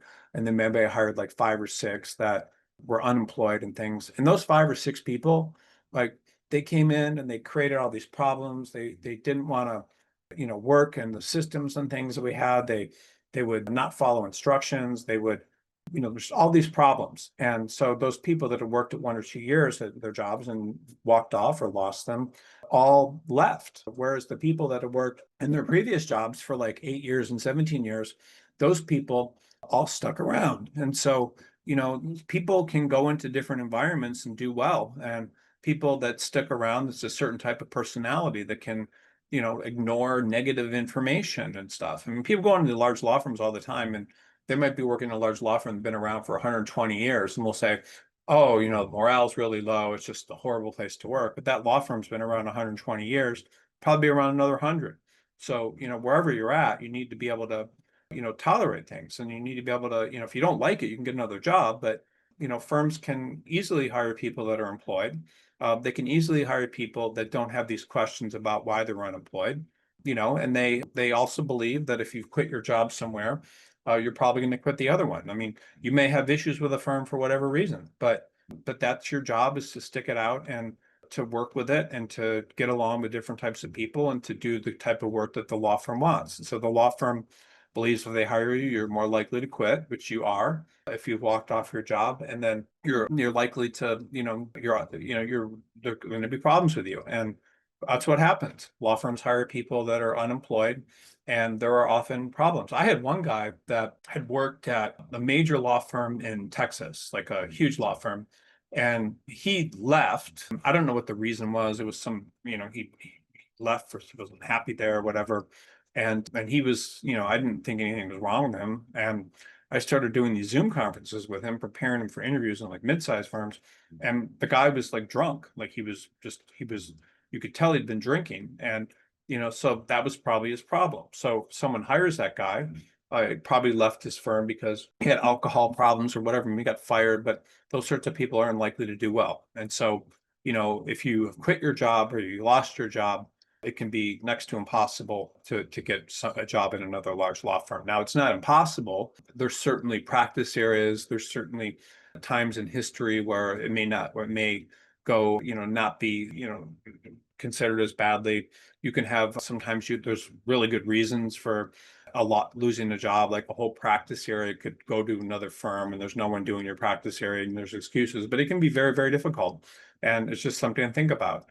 If you get fired or laid off, law firms will want to hire people that didn't get fired. Law firms will want to hire people that didn't get laid off. And what does the layoff mean? Well, if a law firm has, 10 people at your class level and they have to let 5 go or they have to let 7 go, the 3 they're going to keep or the 5 they're going to keep are the people that work the hardest, that do the best work, that people like the most, and they'll do that because they're businesses and they want to keep around the best people. So there's no other way that a law firm can evaluate how well you did at your last law firm than if you're employed. If you weren't laid off, then you're obviously one of the best people there. So it can be, any place you go, I will just tell you, you need to go in there with 100% commitment and do the best you can. Because again, this is a career you can do until you're in your 80s. And you need to impress people, you need to do the best work. And it's no different. So you're working for a partner, those partners are your clients. And so how well do you do? How well do you tolerate adversity? Do you do the best work for them? Because when you are a grown-up attorney and have business, you need to go all out for your clients. And who would you want to represent you if you had a serious legal problem? Would you want, if you were just suddenly you came home and a family member had been killed and you had nothing to do with it, but suddenly you were charged with this horrible crime? This stuff happens all the time. Who would you choose to represent you? Would you choose some criminal attorney that wasn't completely dedicated, that it wasn't everything in the world to them, that it wasn't the most important thing, that they were going to do whatever they could to help you? Or would you choose someone that had a different attitude? I was reading in the Wall Street Journal this weekend, they did a profile of a very successful drunk driving attorney in Long Island, all these fancy suburbs. I don't know what they're called. I mean, but there's all these really nice places where the houses are expensive and things, where people go for the summers from New York, and there's Martha's, I don't know what, not Martha's Vineyard, but there's he was a drunk driving attorney, but he was like, I'll take calls all night, I go to the clients, and just like the best possible person. He was hired by all these superstars and stars and things that got arrested for drunk driving. It was like the number one choice, and his number one choice because he's completely dedicated to it. He's someone that has a brand for himself. He represents the best people because he does the best work. And so whatever your practice area is, you need to be all in, whether or not you have your own practice, or you're working in a small law firm or a big law firm. You should be all in, because that's what clients expect. That's what you would expect. I mean, again, if you're accused of murder, you would seek out the person that was the most enthusiastic, that wanted to help you the most, that did the best work and was all in. So this is what you need to do for any place you work. And if you're not able to be all in and you think your job is just like, something that you're just doing as a job, then you're not going to go far in this profession. So I would submit to you that, you need to do the absolute best you can. I remember when I went to college, I went to the University of Chicago, and, I was very happy to go there. But, one of my best friends, you need to go there, and you need to take this incredibly seriously, because if you do, you're going to have all these opportunities in your life that you normally wouldn't have. And so I went there and I made it like my number one priority to get the absolute best grades. I studied from 7 at night, 1 in the morning till the libraries closed and everything. And I just gave it everything I had. And I was like one of probably the top. I mean, I'm not bragging. I don't even want to say how well I did, but I mean, I was like a handful of the people at that school that were like nominated for Rhodes scholarships, which you have to have the absolute best grades to do. And I did as best as I could. And I went all in, and I went to the law school I wanted to go to, and all these things. And so, you need to go all in wherever you're at, because if you do, your life and your career are going to change. And so people, you would want to hire, if you were accused of murder, you would want to hire the best person you could. And that's what you would do. And this is what clients do. And this is what law firms do. They want to hire people that are most enthusiastic. And if you get laid off, you're probably not. And so it can be very, very difficult. And, you want to, if you think you're going to lose your job somewhere, you need to go all out and apply to every possible place you can, so you have a job and you don't have a gap in your resume. You don't want to be lazy, and you always want to get a job. Even if you're at a major law firm and you think you're going to lose your job or they're laying everybody off, apply to other major law firms, but also apply to small and mid-sized firms, so you at least have something, no gap on your resume. And Law firms have so many people to choose from, and they're going to hire the people that are most enthusiastic, and you need to be the most enthusiastic wherever you're at. And they have a lot of people to choose from, and they want to hire people that are eager. So if you're, laid off or you're unemployed, it could show you have performance issues. It could show you have attitude problems. A lot of times people go into large law firms with bad attitudes. They think, oh, I don't like this environment. I don't. So law firms will let those people go. Law firms are always, especially large law firms, they're always dicing people. They're keeping the best people around. They're pushing out the people that don't, or the people that are not doing well, push themselves out. There's concerns about your performance if you're not working. There's concerns about your attitude. There's concerns about how reliable you're going to be. There's also concerns you may have a sense of entitlement, like you think you need to work at home a certain number of days a week, or you need to, whatever. I mean, there's a sense of entitlement that the law firm may think you have, and law firms don't like that. People that have a sense of entitlement will get these offers and they'll negotiate them and things. And I get candidates, like this is a true story. For the past month, each week, I've had one person that, has this offer from a law firm, and they, not major law firms, like, mid-sized and smaller law firms, and they decide they want more salary. They want to ask about working remotely. They have these questions. And so I go to the law firms and I present them with, will you hire this person for a little bit higher salary? Will you allow them to work remotely and things? And I tell people before I do that, like, you better be careful. And so they do it. And I go to law firms and I try to negotiate this stuff in the softest possible way. And the law firms just say, nope, we're not interested. Like they withdraw the offer. I saw one guy that had a offer in the Bay Area, and it was a big offer. Like he was making $250,000 a year as a senior real estate attorney at his current firm. It wasn't even a huge firm. It was like a mid-sized firm. He got an offer from another mid-sized firm paying $400,000 a year. And it was about a 45-minute commute from his house. And so he said to me, can you ask them, because of this commute and everything, if I can work remotely, like on Fridays? And I went to them and I said, will you allow him to work remotely on Fridays? And they responded by withdrawing the offer, just saying, he should have brought this up during the interviews. He should have asked, if people are allowed to work remotely, and they withdrew it. I mean, it's just crazy. So, law firms expect you to be someone that wants to do what they do. Many times people won't have a financial need for a paycheck. They will be independently wealthy or whatever, and they won't have a need for a paycheck. So if they don't like where they're working, they will just leave. Law firms want people that need paychecks. They need that. They want that. They want you to have a house. They want you to have a family, because all those things will make you more dedicated and needing them. So law firms want that. Law firms can always do better by hiring someone else that may not have, those issues. And so they'll do that. Another issue that can hurt you is working as a contractor staff attorney. This is one of the dumbest things you can do. There are always jobs that any attorney can get other than being a contract attorney. I don't care if you're at the bottom of your class from one of the lowest ranked law schools in the country. You can always get a job as a real attorney.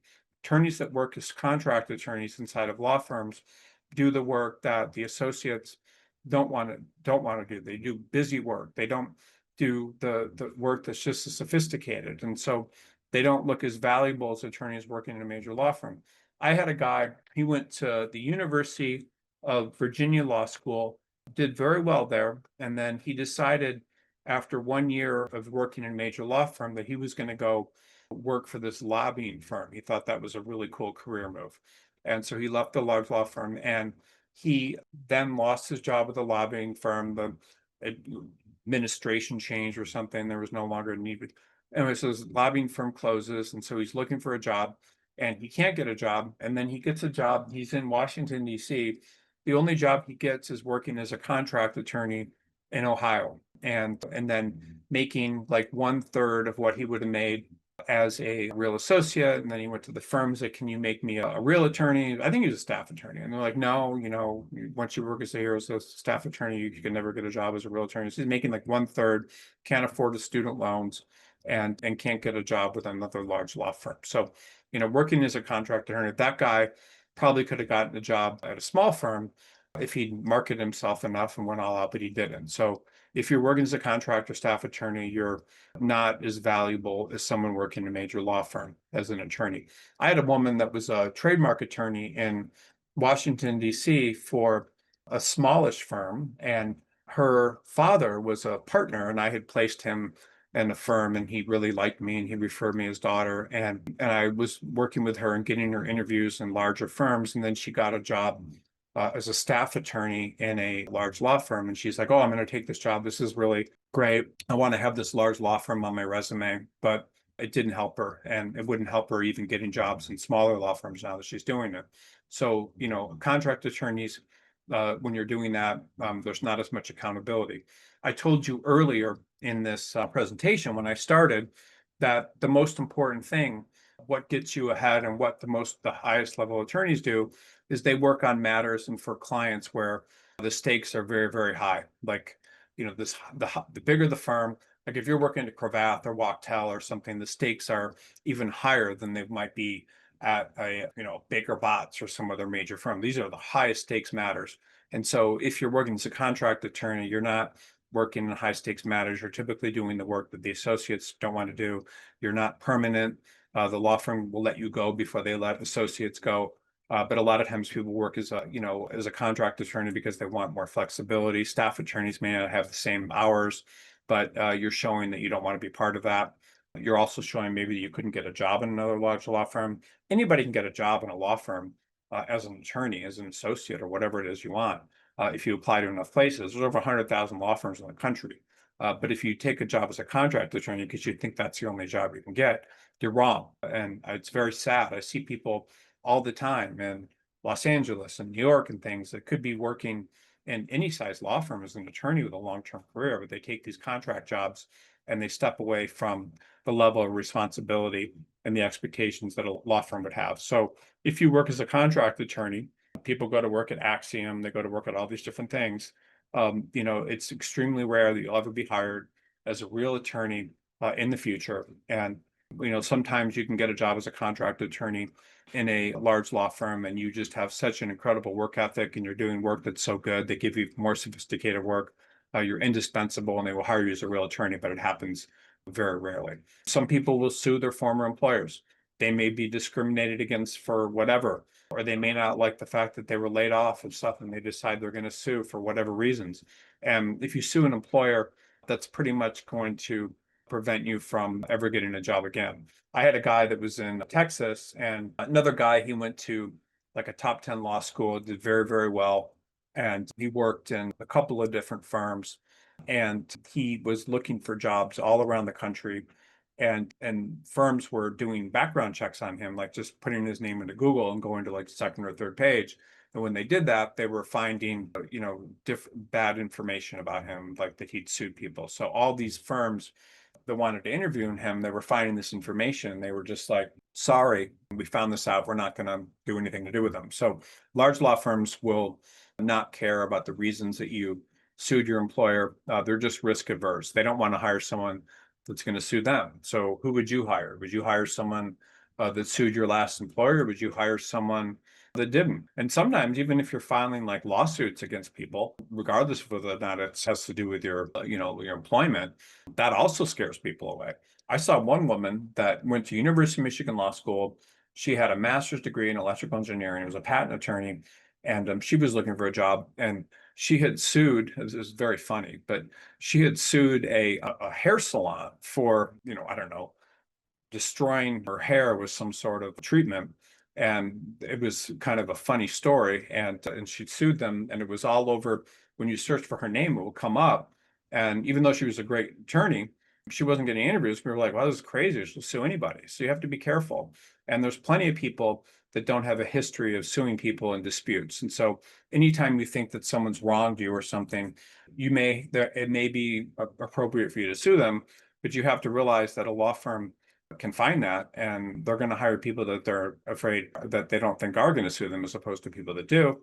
And you need to avoid being a problem. So there are law firms you can go to where you may be, people will make passes at you that are inappropriate, that will make remarks about your if you're gay or whatever and make you feel badly and all these sorts of things. But if you sue that employer for that, regardless if you're in the right, it can help you. And so I've hurt you. So I see this all the time. I see people that, have sued employers, and even if it was 10 years ago, it can hurt you. So, law firms do not want to hire people that have sued past employers.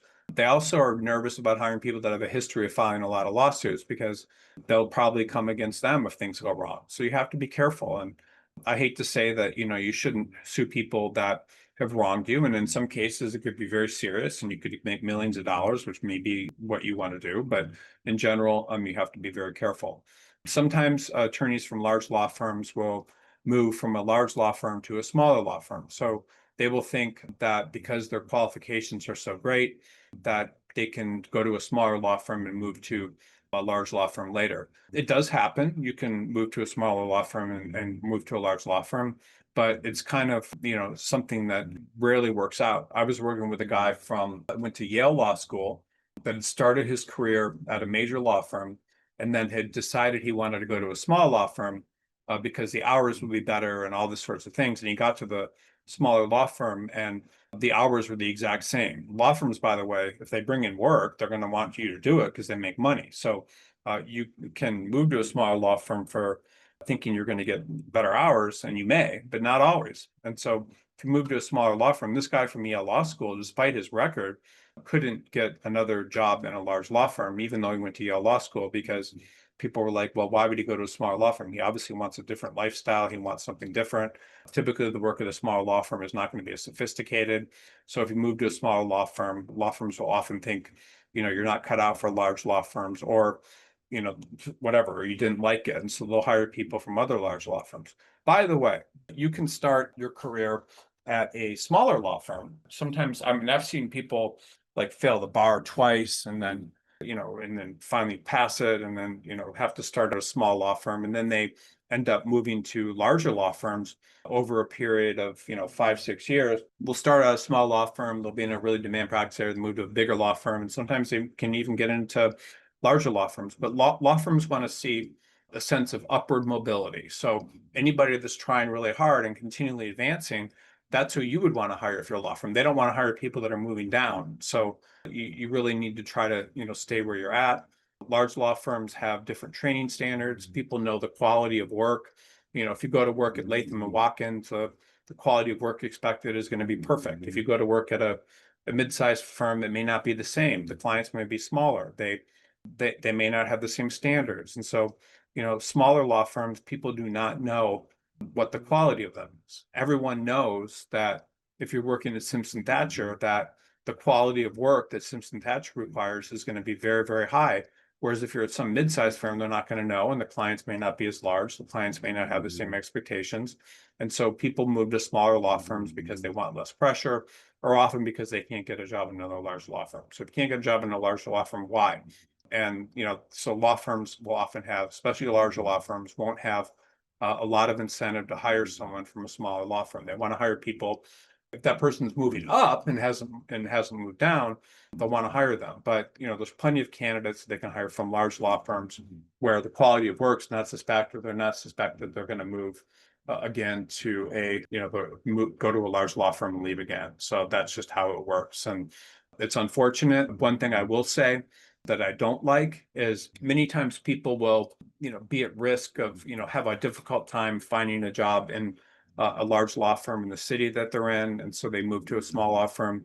If it was me and I was looking for a job and I was a big firm attorney and I was having a hard time getting a job in my city, I would search all over the country. I mean, why not? I mean, if you have 5 openings in whatever city you're in, and then you decide you're going to do your search nationally, and suddenly there's over 100 openings, your odds of getting a job are much better. So law firms also don't like it when you move.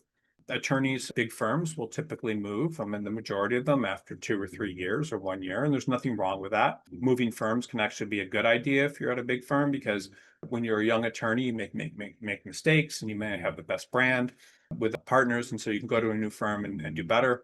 But if you move too often, there's going to be problems. So if you move several times within a short period, other firms are going to assume that you're going to move as well. Or they may assume that you're moving because there's problems with your work. And the reasons really don't matter. I mean, people will have all these very complex reasons for being 3 firms in 5 years.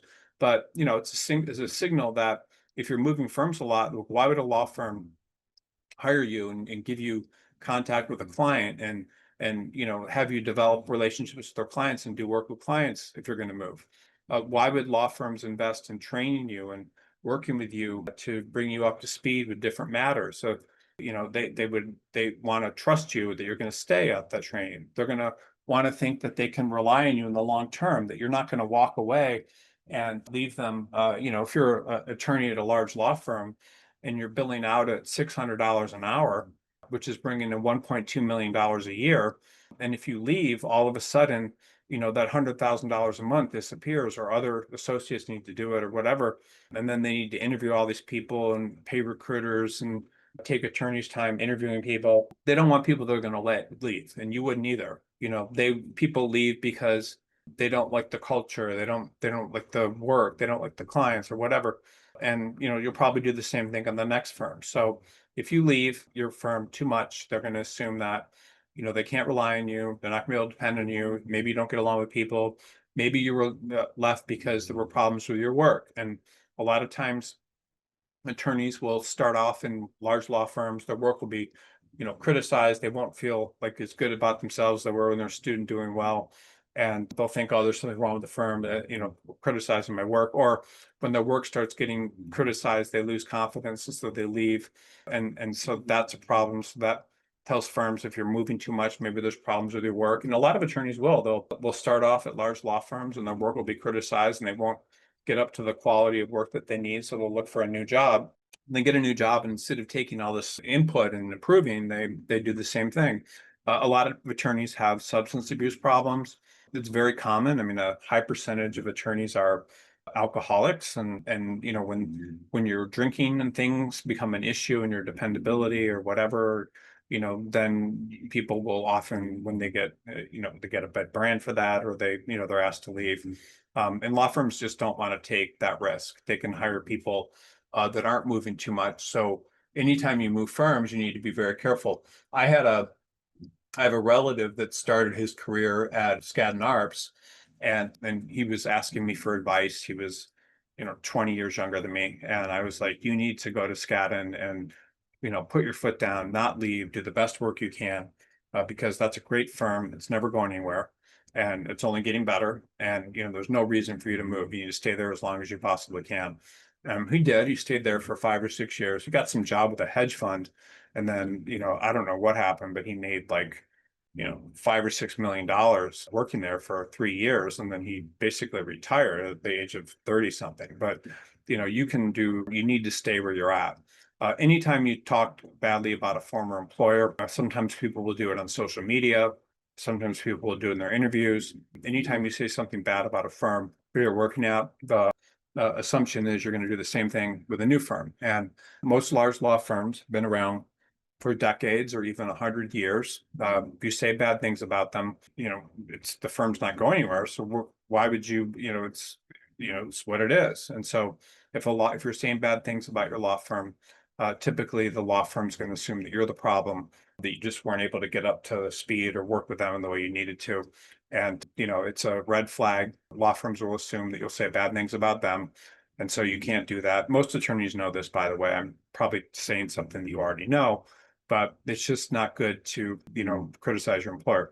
And one thing I would say is that, especially in your first 5 years of practice, if you get a job with a large law firm, like that's a gift. Like you're getting very good training, you're getting a good salary. And the thing I love about law firms is it takes about 5 years to learn a practice area, and you're actually paid to learn it. And after those 5 years, like you have skills and things you can use for the rest of your career, again, until your 80s, and you learn that practice area in a lot of depth. So you should be grateful for whoever decides to hire you when you're in law school or out of law school. You should be grateful because they are giving you all this training experience, regardless of whether or not it's pleasant. You're getting a lot of really good training, and that you should be very grateful, because not everybody can. Not everybody can get a job out of law school at any size firm, and you're getting this training. You should be very happy. And law firms are expected, attorneys are expected to keep their opinions to themselves, to be to maintain discretion and, all sorts of things. There was a attorney that I was working with. I was at this second firm I worked with was a very prestigious law firm. I mean, one of the most prestigious in the country is called Dewey Ballantyne. And it's no longer around. It merged with another firm and it created all sorts of problems, and they borrowed money to hire partners with a lot of business, and they made all these mistakes. But when I worked there, it was a very, very prestigious firm. And there was an attorney I was working with, and we were representing the Sultan of Brunei, that was just had all this money, like one of the richest people in the world, billions of dollars. And he would do stupid things, like he would invite like all these Playboy models to his house in I don't know what it's called, Kuala Lumpur. I don't remember where it was, but and basically have them stand around and dance in his disco in his house, and obviously getting sued and things, even though there was no sexual contact. And so this partner there was representing him, and this guy was willing to pay anything, like for legal fees. He didn't care, and but he was one of the people representing him. And I remember I was in the hall talking to him and another attorney, and this partner was just talking about what a loser this guy was, and how, oh, it's Brunei, the country was in, and all these things, and he didn't think he was upstanding and all this stuff. But he was, again, someone that was getting probably over $1 million in legal fees to represent. And I said to myself, like, I'd never heard an attorney like that be that critical of a client, say bad things about him. I was like, this guy, is probably not going to last very long, even though he was a partner. And I was exactly right. Like, he, for whatever reason, lost his client, and then, didn't have as much business, in the future, and then ended up becoming a solo practitioner. And then that didn't work out for him either. And then he became a judge and ultimately died. But the point is that you shouldn't talk badly about your clients. You shouldn't talk badly about the people you're working with, because these are people that are supporting you. If you say bad things about them, they're probably going to speak. You're going to say bad things about the next employer. So law firms have absolutely no incentive to hire people that are doing that act like that, because they can hire people that don't. And you would do the same thing. The next one is, different practice areas. So, there's certain practice area choices that you can make that are going to bar you from working in other large law firms. If you work in immigration or you work in trust and estates, you can often get jobs in large law firms later. But if you work in a practice area like insurance defense or personal injury or things, it doesn't really matter how large the insurance defense firm is or whatever, the personal injury firm.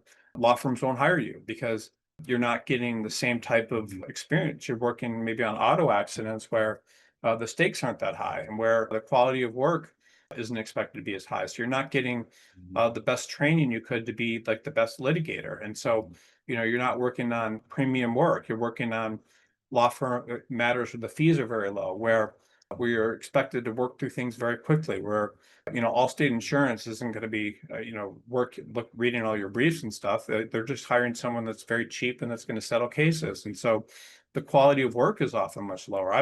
I did this case. It was very funny. There was this attorney that was firm I was in, this Dewey Ballantyne. He'd been the former Attorney General of California, and he had a friend that owned an insurance company in Boston. And so anytime someone would come to drive their car and from Boston to LA and get in an accident, like, he was representing them. And so he would give me these cases, and I was like a third year attorney. It was just kind of fun to get these cases as a young attorney. And I would come up against these insurance defense attorneys, and I couldn't believe what I was seeing.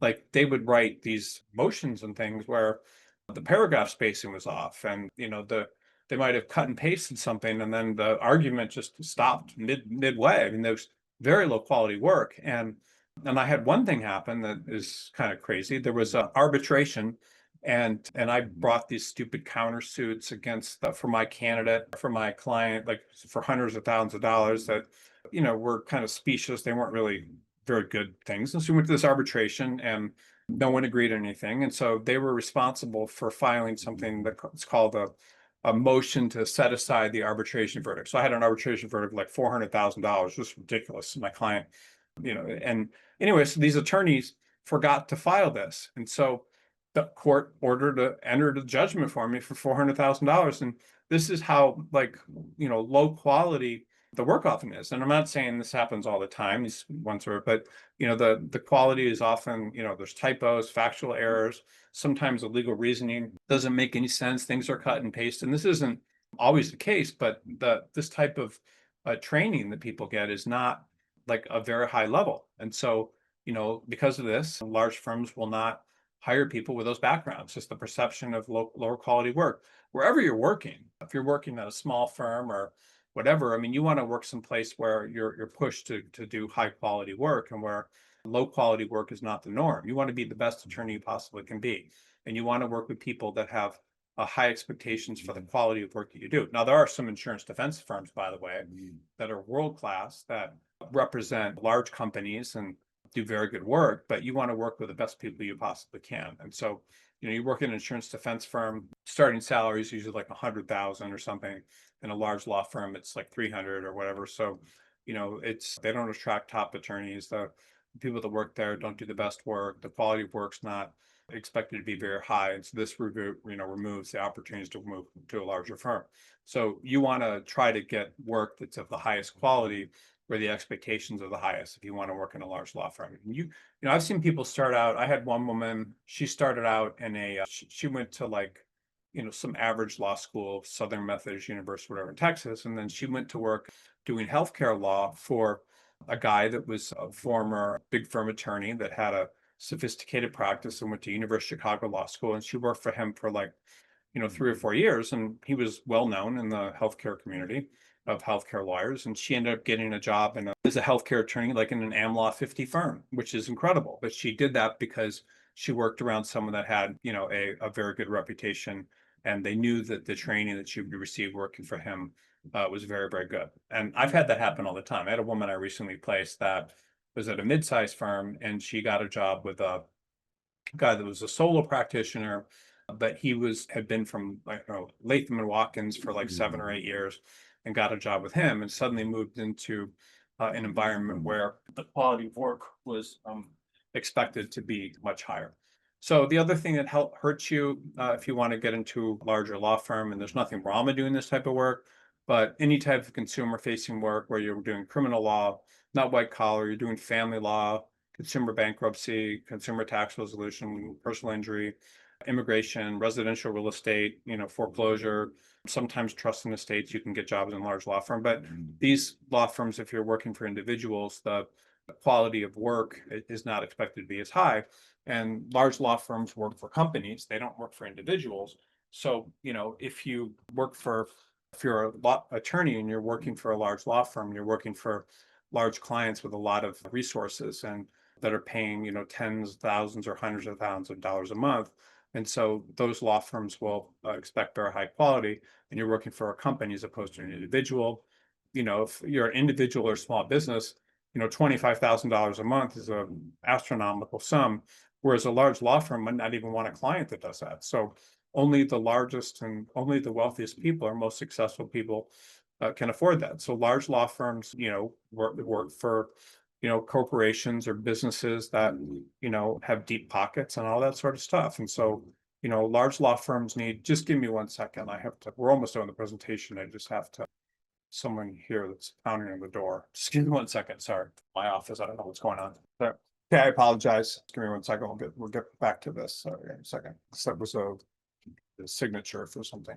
Okay, so large law firms, the only way that they can function is if what they do is they work through issues, thoroughly. They look at things in depth, and they don't cut corners, meaning they don't try to do work cheaply. So that means that the work is much better. So your goal, regardless of where you went to law school, regardless of how well you did, your goal is to work for clients that where the expectations are very high. If you're working for a consumer, like handling some matter for them, the consumer doesn't even know if you did a good job or not. They will want to pay a little bit of money, not a lot.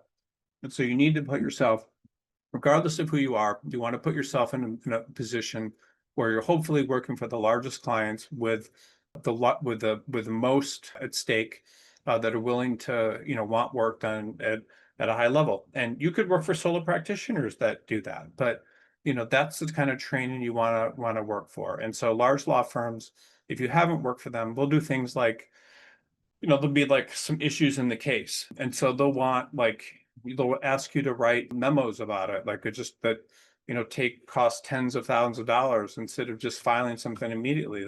the clients for all these different things, faxes and photocopies and late night meals and paralegals with, billing rates that are very similar to what an attorney would charge or not more in a small law firm. And so, consumer facing practices are just a different world, and people are trained to cut corners and do things the easy way and the less expensive way. And so that's something that, large law firms don't like that training.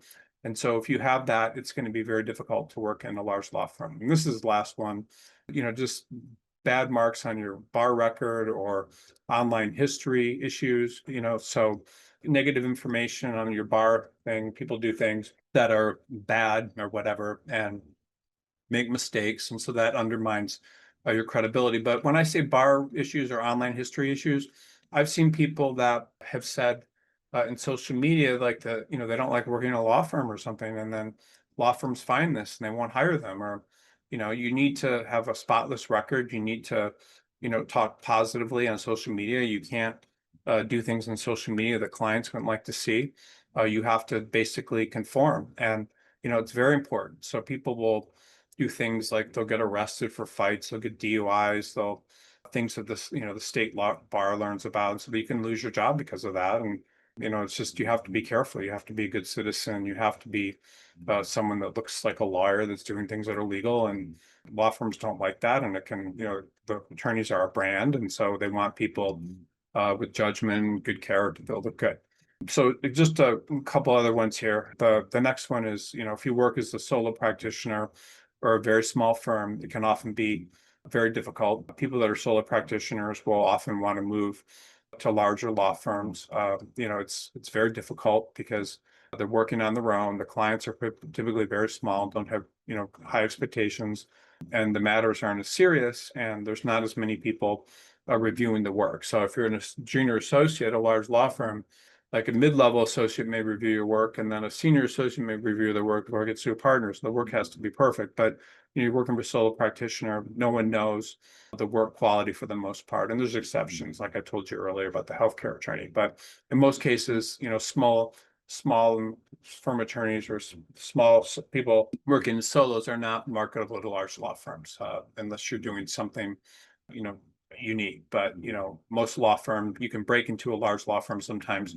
I've seen solo practitioners that are doing work on behalf of a major client that can pay a lot of money getting into large law firms, or they have other clients that are large companies, and people do it, but it's very difficult. And then there's some exceptions, like I told you about earlier, like ERISA and corporate law, transactional practice areas, that if you're working for a small law firm requires certain type of expertise, and law firms may hire you. Sometimes you may work as a solo, you might work for an attorney that's famous, or you might work at a firm, with a few attorneys, where the attorneys, that you're working for is very, very well known, that's doing very significant work, and they know the work quality that can help you as well. So, just kind of to conclude this, and then we'll take as many questions as people have. These are kind of the reasons that disqualify people from working in major law firms. But what I would say is each of these reasons, whether it's developing a specialty or, your ability to stay employed, and all these things are important for large law firms, and also, getting jobs in smaller law firms or moving up. Law firms use these things as filters to view who they should hire.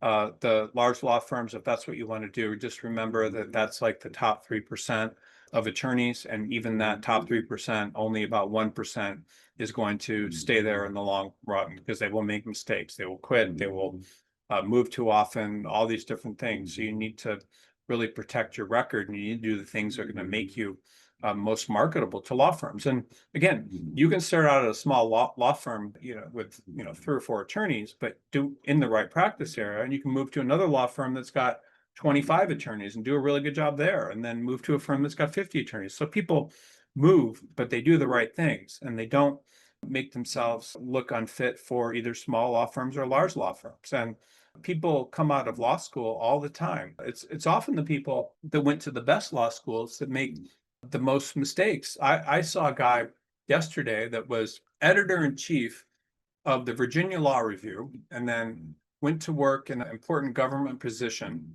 and then got into another important government position. This was right out of law school, didn't work as a summer associate, and then has lost his job because, whatever government department he's in just let all these people go. It had nothing to do with his performance, but he wants to get a job in a law firm. And despite the fact that he was editor-in-chief of the Virginia Law Review, did very well in law school, and all these things, he can't get a job in another law firm because he made these mistakes. So every decision you make, whether you're as a junior, whether you're a law student or an associate or whatever, you decide to go in-house, is going to have massive ramifications on your career. Anytime you have a reputation for instability, poor judgment, your lack of commitment, it can be very, very difficult to get into another lawyer's law firm. And I would encourage everyone on this call, like, even if you've made mistakes, you can fix them, but learn from all this, because if you learn from all this, you're going to have a much longer term career. And nothing, by the way, there's no job that I believe that, when you graduate from law school, you're getting basically a license to do business. And there's no job where that can be more stable than working in a law firm or starting your own law firm, if you know what you're doing, or, if you learn to get business and you learn these rules, and you can practice it for your entire career. And maybe you don't like your practice area or whatever, but you can figure it out, and, and have a long-term career. And any decision you make, you need to realize, like, how does this position me with other attorneys? Like, if I'm an attorney, I've moved 3 times in 5 years, how does it look to a law firm that's hiring someone laterally? Would they hire the person that's been at the same firm for 5 years, or would they hire someone that's moved 3 times? So even if you're at a big firm now, you make these mistakes, it's going to hurt you. And, you need to think carefully about where you work. Like, are you going to work as a contract attorney because you can't get a job? Or are you going to do like a very aggressive search because you can always get a job as an attorney? How long are you going to stay where you're at? What kind of reputation? And so all these things are going to determine kind of the course of your career.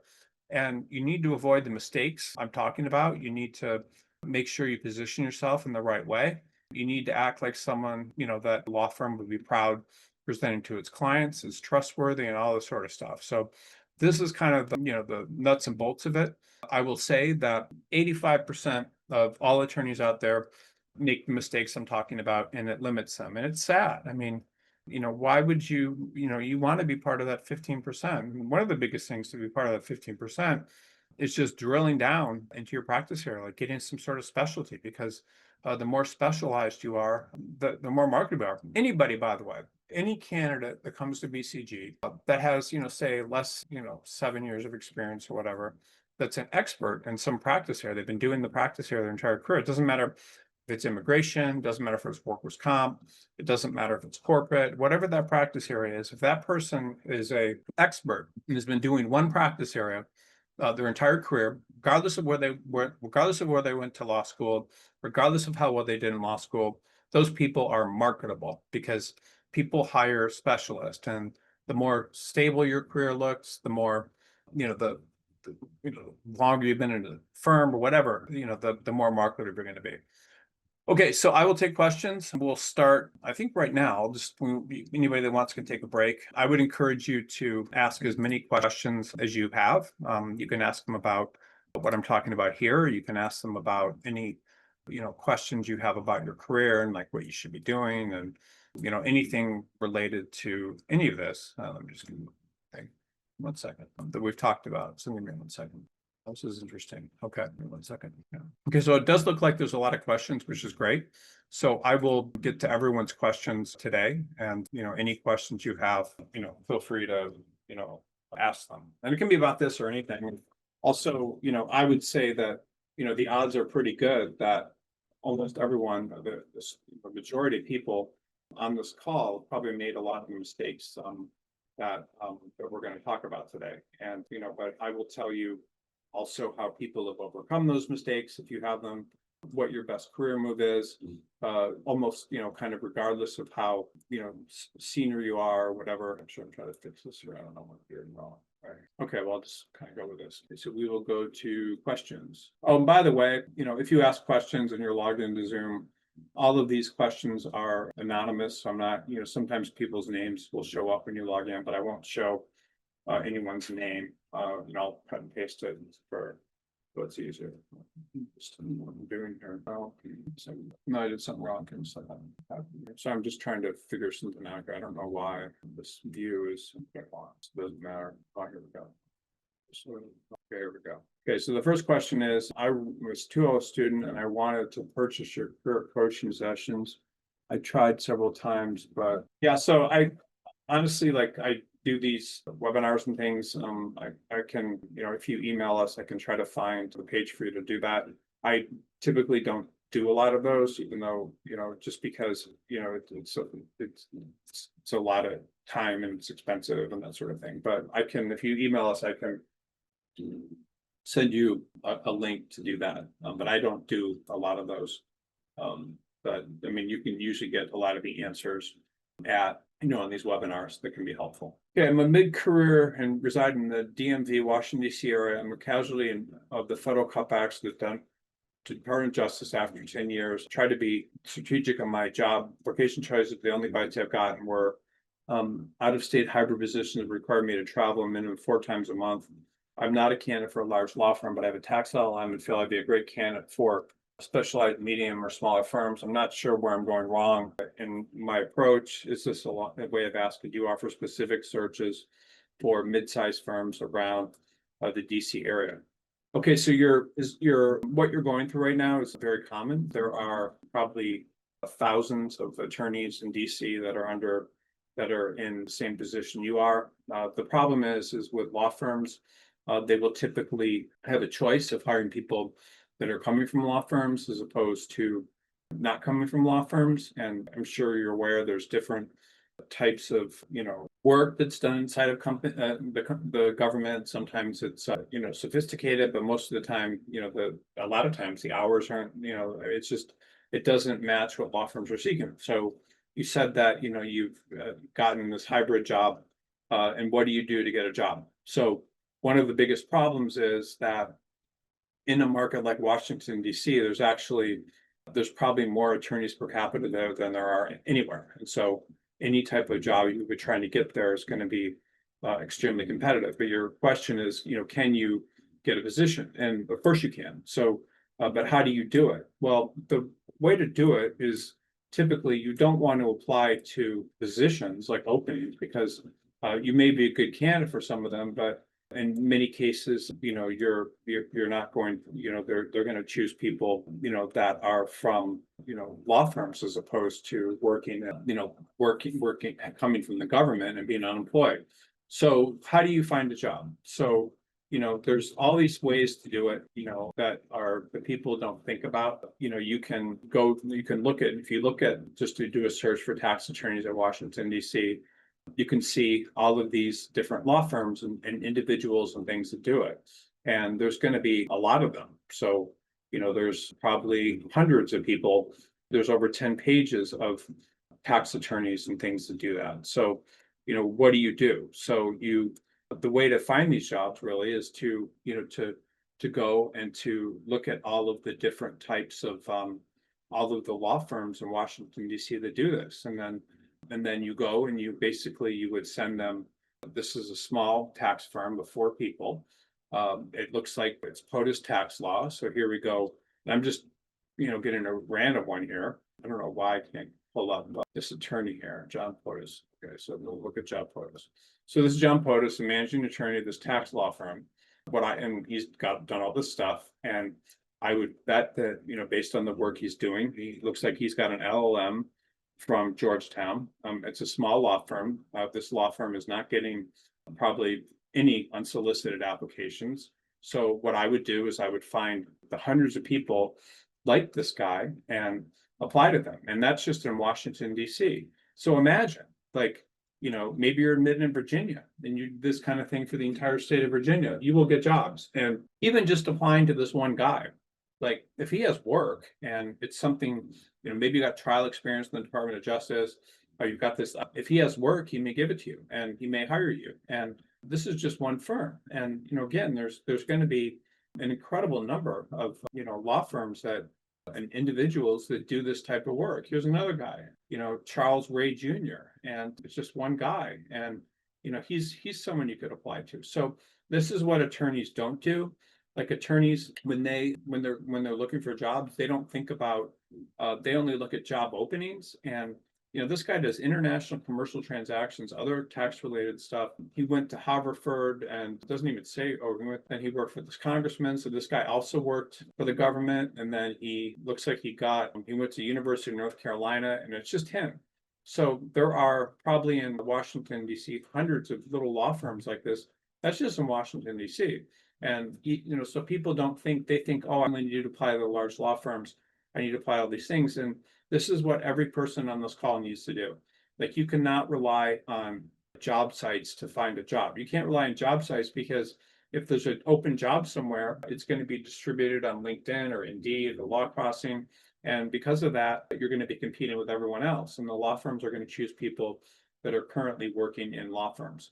So if it was me, this thing that I'm telling you about, the way of searching for jobs, this is what I do if a BCG candidate comes to BCG and they allow us to do like a broad search for them, which would be applying to a lot of these places, they always get jobs. So, why wouldn't you, the tax preparation, foreign tax issues, business tax, this is, again, just one guy probably. And so there are so many things like this. And so this one guy, if he sees your resume, he's thinking to himself, I can give this guy all this work I'm doing, and I can go out and develop business, and I can have him do the kind of work I don't want to do. And so there's, I just want to tell you like how encouraging this is. Like, they're literally, anybody that wants a job can get a job. And this is in Washington, D.C. And if you did the same thing in Virginia, like, my God, I mean, or another state. So why would you worry? Why would you think about uprooting your family and doing all these things, which attorneys do,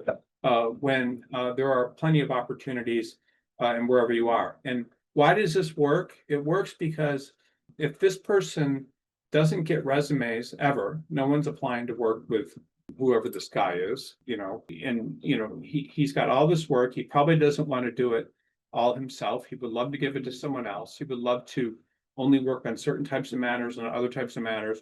And you approach him, and he's working 2,000 hours a year right now, or maybe 1,800, and he thinks, I have enough business, or if I have someone that helps me, I can suddenly, go out and give them, 1,000 or 1,500 hours worth of work a year and make money. And so, I feel so badly for people that, do not understand what I'm talking about, because you have to go out and just proactively apply people into firms that other people aren't approaching. And again, there's probably hundreds of little tax firms just in Washington, D.C. And that's very, very easy. All you need to do, by the way, and I hope everyone understands the logic of what I'm talking about. Law firms and individuals with practices are businesses. And so if that business thinks I can bring someone in and make money off them, then why wouldn't they? Like, if I had a law firm and I was doing 2,000 hours work a year, and I had all these files, and I probably could do 3,000 or 4,000 if I had someone to help me. Well, why wouldn't I do that? And if I was a solo practitioner or a small law firm and I couldn't attract people because I'm so small, and all of a sudden someone with this great government experience that may do trials and as a tax firm approaches me, I'm going to hire them. And anybody can get hired doing this. I have no idea, like, because I know what to do. I have no idea why people take jobs as contract attorneys or stay unemployed, because it's very, very easy. And this is just in Washington, D.C. I mean, you can do all this stuff. You can go to, ChatGPT or whatever. I don't know, but ChatGPT, and you could just say, can you name 25 tax boutiques, Washington, D.C. This is Washington, D.C. And so, it's going to do some research here, and it's going to come back with a bunch of places. And there's 10 well-known. Now, these are actually very good firms, and would be difficult to, get a job at, a lot of these, but these are not even boutiques. But, the search on Google is really going to give you the best results if you're trying to find, tax boutiques and that sort of thing. So, or tax firms. So just make sure you apply to or do research and send unsolicited applications to everybody you find, hopefully the owner of the firm, and tell them I'm interested in working there. And I'm telling you, this works. It works like nothing. And so anybody can get a job. You just have to do that. And anybody that thinks that they may have work, it may not be paying as much as what you got, but you can get a job, and maybe you get one that even pays more. But you just have to really be kind of aggressive in your search. And and applied an unsolicited applications to different law firms. And anybody can do this. I mean, anybody can get a job. It's absolutely insane. People don't, because there's so many places to apply. And law firms are businesses, and they will hire people. You can work in a small law firm usually, but they will hire people if they have work. Okay, I live in Charlotte, North Carolina. I'm licensed only in Illinois at this time. Question: I'm trying to determine whether it makes sense for me to invest in becoming licensed in North Carolina and South Carolina at this point in time. I want to transition back into practicing law. My practice here will be stable for the next 15 years. I'm a 1991 graduate from the University of Chicago Law School. Wow. I started out working in Chicago for Sonnenschein. That was a great firm, great litigation firm. And I also worked for Rudnick Wolf and now DLA Piper. I made the mistake by leaving the practice a long time ago, and I'd like to press the reset button, move into a practice area that will be stable for the next 15-ish years. And what are my prospects to be able to transition back into practice in law? It will make significant differences for me to become licensed in more than one jurisdiction. So yes, anybody can transition back into practice in law. You obviously, I'm assuming you're a litigator, so you got very good litigation experience and training at these firms you worked at. You left the practice of law and now you want to come back. And so what do you do? So no, you're going to have a very, I mean, you may be able to. You're going to have a very difficult time getting the job in a large city, practicing law in a decent sized law firm, because law firms have choices. But you don't have to get licensed in more than one jurisdiction. All you need to do is get I'm assuming that you're in North Carolina or South Carolina, but if you want to get a job in North Carolina or South, I don't know where you live, but if you want to get a job in, say, North Carolina, it's very simple. Anybody can get a job. It just really does not matter, where you're trying to work. So, if you look at I'm trying to show people like how simple it is to get a job. Like, you don't need to look in multiple states. You don't need to often even look at multiple, you don't need to look at multiple states. Wherever you are, there's a job. So, list of cities in North Carolina. I'm just going to show you this. Very simple. So you could just list of cities. I don't know what the hell's happening. Give me a map. Or some sort of map. It's not what I want. Google. Wikipedia, list of cities in North Carolina. And I don't understand, just from the perspective where I said, I can get anyone a job that allows me to send some special practice area. So these are all the cities in North Carolina, and they're sorted by population. So you have, Charlotte, Raleigh, Greensboro. But as you go down here, you're at number 50. Each of these cities will have, litigators. So, I'm assuming you're a litigator trained in a large law firm. So, you have 45 cities in just one state. Okay. And these are all the cities and things, but, 45 decent sized cities, and any city that has 20,000 or more people is going to have, litigators in it. So you just say, Google commercial litigation firms in whatever the city is. So you have Wolf Law. Let's see what's going on there. Corporate litigation. And this one city, just this one person I found this just very quickly doing a search for commercial litigation attorneys. And, I did it like in not the highest rank, one of the smaller cities in North Carolina. Here's Wolf Law. And, they do, fixed fee, but they do also, she does litigations, Jennifer. So again, applying to a bunch of places like this, if Jennifer sees your application and she's like, wow, this person worked at Sonnenschein and DLA Piper, she's going to be like, wow, this is awesome. I can hire her to do discovery and to write motions for me and go to court, and I can bring in more clients. And so, people don't understand this. They don't understand that how many freaking opportunities there are out there. Because again, I looked at Wolf Law in Carlsboro, North Carolina, and I can just keep looking at these firms, and there's just tons and tons and tons of them. And these law firms will not, get a lot of this business law, but these law firms will not get a lot of applications for people, like you. And, here's commercial litigation. And again, I'm looking at just a small city in North Carolina. So this, I could do this, and I could probably find 20 firms in Carlsboro, North Carolina or more that do commercial litigation, that do not get applications from people that went to University of Chicago Law School and worked at large law firms. And, again, there are so many, I don't know where the searches I did for it, but This was Carborough's number 47, okay? So I did number 47 and found a bunch of firms that are not getting applications from people like you. They're probably not getting any unsolicited applications. And you could do the same thing, if you did it in Charlotte, you'd get hundreds, if not over 1,000 places to apply. So, why wouldn't anybody on this call, like if you want to practice law, why wouldn't you send unsolicited applications to small law firms, maybe mid-sized law firms? I mean, I highly doubt in Hickory, North Carolina, there's any attorneys that went to University Law School. There might be a bunch who went to University of North Carolina, but there's not going to be, people from Harvard and Chicago. I think Chicago is like the third ranked school in the country. And if you have the firm, so anybody can get these jobs. It doesn't matter, who you are. I mean, there's plenty of opportunities. You don't need to worry about multiple bars or getting, licensed in another state or, whatever. I mean, anybody can get a job. There's just so much opportunity out there. It blows my mind. It doesn't matter who you are. I mean, even if you're in-house and, all these things will hurt you to get jobs in large law firms, but you can get jobs. Anybody can. And it's very sad that people don't kind of do this and understand what I'm talking about, because next question. Does doing bad in law school outweigh practical experience, internship, and training? No. So, most people, more than half the people, don't do well in law school. So just because you didn't do well in law school, the most important thing for law firms is hiring someone that has experience. So if you have training in something, that's what they're looking at. Law firms, again, we took a look at all these cities in North Carolina.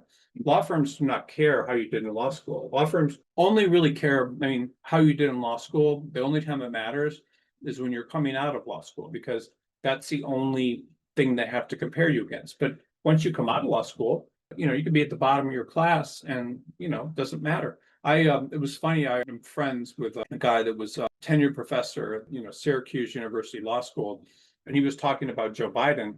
And Joe Biden, president of the United States, he said, was just dead last in his class. But, look what happened to him. So, he became president. But, you can do poorly in law school and people don't care about it. You should never worry about how you did in law school. Only thing that matters is really the experience you get. And that's what law firms hire people for. They hire people for, for their experience and their training. That's what they care about. They don't care about how you did in law school. They hire people that can work on the matters that they have. How can law firms ensure they don't overlook high potential candidates who may not follow the big law path? Okay, well, so if you're a law firm, and how do you hire high potential candidates? The most important thing, I think, if I was a law firm hiring people, is like how motivated the person is. Is this person motivated to learn? Are they motivated to improve? Did they want, is this what they want to do for a career? When I interview them, do they act like they really, really want the job? Do they appear to be committed to their practice area? Like all these things. And regardless of who you are, if you're committed to what you do and you really want to do it, and you're someone that has a lot of enthusiasm, that's who people hire. I kind of like giving these examples all the time, but imagine you're interviewing a couple companies to cut your lawn, and one person shows up and they're just not enthusiastic, and they don't make eye contact with you, and they're kind of like, this is the price, that's it. Another person shows up and they're like, oh, I love having this lawn care business. I'm very detailed. I always make sure the edges are that I recommend that we fertilize it 3 times a year. I love this type of grass you have is very good. I'm a specialist in it. I use these special lawn mowers that will, I don't know, mulch the grass and put nutrition in them. I'll monitor your sprinkler system to make sure. That's the kind of person you would hire, as opposed to someone that doesn't have enthusiasm. This is just for cutting your lawn. So this is what law firms want. They want people that are very enthusiastic about whatever they're doing. And this is the kind of people you would hire. Again, you're committed, you commit some sort of crime and you're accused and you're not guilty. You're going to want the person that is very enthusiastic about your case, that's going to help you, that's going to get you off. And that's the same thing that law firms want. This is what you would want too. Anybody would. Okay, next question. These are great questions, by the way. Thank you everyone for asking them. I think, one thing I would say is that often the most valuable part of these presentations for you is, learning about, learning about questions and things, and learning the answers to questions. And, it can be very, very helpful. Okay, I'm a foreign educated attorney. I'm preparing for the LSAT. I am doing well, but struggling with speed and running out of time. Do you have any advice on improving speed in the LSAT? So yeah, it's difficult if you're a foreign educated attorney to take the LSAT. The LSAT's a very important thing. If you're a foreign educated attorney, you want to go to law school, get a JD as opposed to an LLM. LLM doesn't really help you, but JDs do because it allows the firm to compare, employers to compare you against everyone else. So if you're a foreign educated attorney, you're struggling to run out of time. There's certain things in the LSAT that are trainable. So learning to read quickly, you can take speed reading classes, learning arguments and things. You can train yourself on that, and many people can train themselves on the games. The games are, I know the LSAT's changed recently, but the games are kind of an intelligent test, and they're very, very difficult. So, some people don't do well in the LSAT, and if you don't and you don't feel like you can still go to a lower ranked law school, but it does test your aptitude, and it's something to think about. I have a tenant in my property, a house today, and his daughter is a student at Pepperdine, and she's she's got all A's, and she's been taking the LSAT, doing as well as she wanted to. And so what I recommended for her was actually taking logic classes, like in the summer, like taking a college level logic class, and that could help you. I think people that do that do a lot better. But learning to read faster. And one other thing I would just suggest to everyone, if you're in law school, sometimes you can actually get special accommodations. Maybe you can find someone and maybe you have some sort of learning disability or something, or ADD, but there are people that, legally or ethically or not, will certify people that they're learning disabled. And then they set that to the bar for the LSAT, and then the LSAT will actually give you extra time. I hate to bring that up. It's kind of scammy, but maybe you do have some disability that you can get and you will get extra time. And that's unfortunately something that a lot of people do in the US to take the LSAT and also the bar. They will get certified that they have some sort of disability, and then they will be able to get special accommodations. And I'm not telling you to do that if you don't have a disability, but I'm telling you that that's something that a lot of people do. And, no one ever knows you did it. So you can even do it when you're in law school, get extra time. I worked full time in law school, was impacted by the mass firings after a decade of government. What do you recommend for someone pivoting under these circumstances? It's both a new law grad, but also experienced policy professional. So again, my recommendation is twofold. So the first thing is you need to take your resume and try to look like a specialist in something. So this is if you want to work in a law firm. So maybe you did 3 different things when you were working for the government. You should focus your resume on one practice area. And then you need to do exactly what I talked about in terms of applying to lots of different places and small places, and really going in and digging deep, whatever location you want to work in. So if you want to work in Minnesota, there's probably 10,000 places you could work, or 5,000. And you need to apply to smaller places. And anybody can get back into the legal profession. Anybody can get a job in a law firm, but you need to look like you're specialist, and then you need to apply to enough places. Because if you apply to enough places, someone's going to hire you. I mean, you would too. I mean, if they have, if you have the right experience, or they can make money off you, they will hire you. And that's the thing about working in a law firm. Law firms are, profit centers. Like you bill hours and make money, or you do transactions that make money. And so, if they can make money off you, they will hire you. Why wouldn't? Okay, you may cover this, but I appreciate if you could address lateral moves with experienced attorneys as well. He's an antitrust attorney who has currently traditionally worked at major law firms like Sherman, Wachtell, and Maryland Norwood. Wow. So for everyone that's watching this person is, the top 1%, even top, 1/10 of 1% in terms of the quality of the law firms they've worked at. So great work, so can you get a job? You absolutely can get a job. It's not really any problem to get a job. Your problem is that you're senior. No one is hiring senior attorneys in large law firms, or maybe because of your practice area, or maybe you're too senior. I don't know what the deal is, but you're not getting jobs in large law firms. So you have a couple of different options, and this applies to everyone.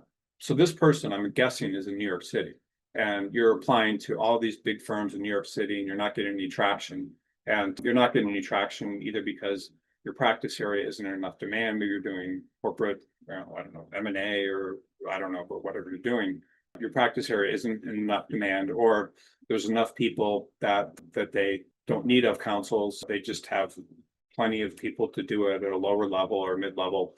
So there's no incentive for the large law firms to hire you.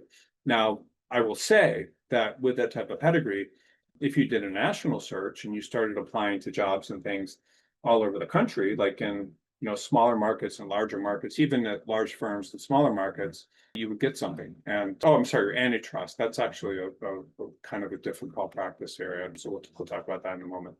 Okay, so you're an antitrust attorney. So you're having a difficult time getting jobs. Yes, that is a difficult practice area because of the fact that there's not a ton of antitrust jobs. Now, there are antitrust jobs where you can work as a plaintiff's attorney, but there's not a lot of antitrust firms out there that you could work at, or large law firms. You're going to have a difficult time getting a position with law firms. So what you need to do is you need to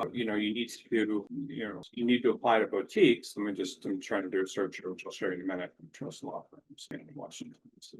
You need to do a search, and you need to identify all the law firms in the country where you could possibly work. And so that means, again, sort of the same thing. Like, here's law firms in Washington, D.C. to do it. Now, again, these firms are all going to be very, very difficult often to get. Look at that, BCG is like the first ranking. It's above Chambers. It's amazing. So it's often going to be very difficult for you to get positions in large law firms. But if it was me, I would apply to every single one of these, just because they have antitrust practices, and you can apply to them in an unsolicited way.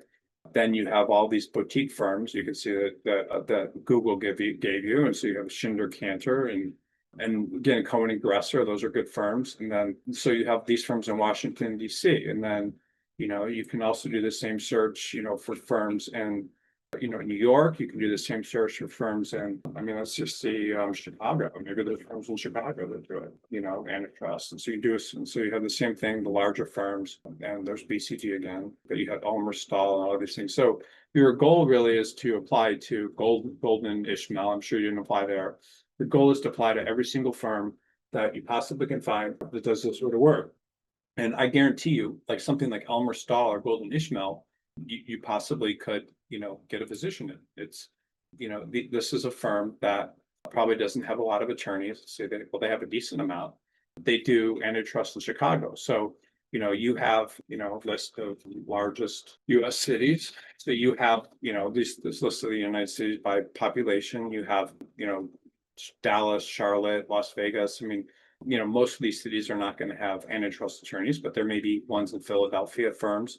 And so you need to really just do an exhaustive search and find every possible firm that you can find in your practice area, and you will get a job. And someone is going to hire you. I would. If I was a firm in Chicago and I had 20 attorneys there, and someone applied to me, or I had 50 attorneys and someone applied to me that had done antitrust with Wachtell, and I had work, I would hire you. I'd be crazy not to. So you apply to firms in Dallas and Phoenix and Denver, and you'll find firms that do it in almost every city. And so why wouldn't you do an exhaustive search? Why would you give up and think there's something wrong with you because you can't get a job? And you can do the same thing, list of law firms that do antitrust in New York City. So in New York City.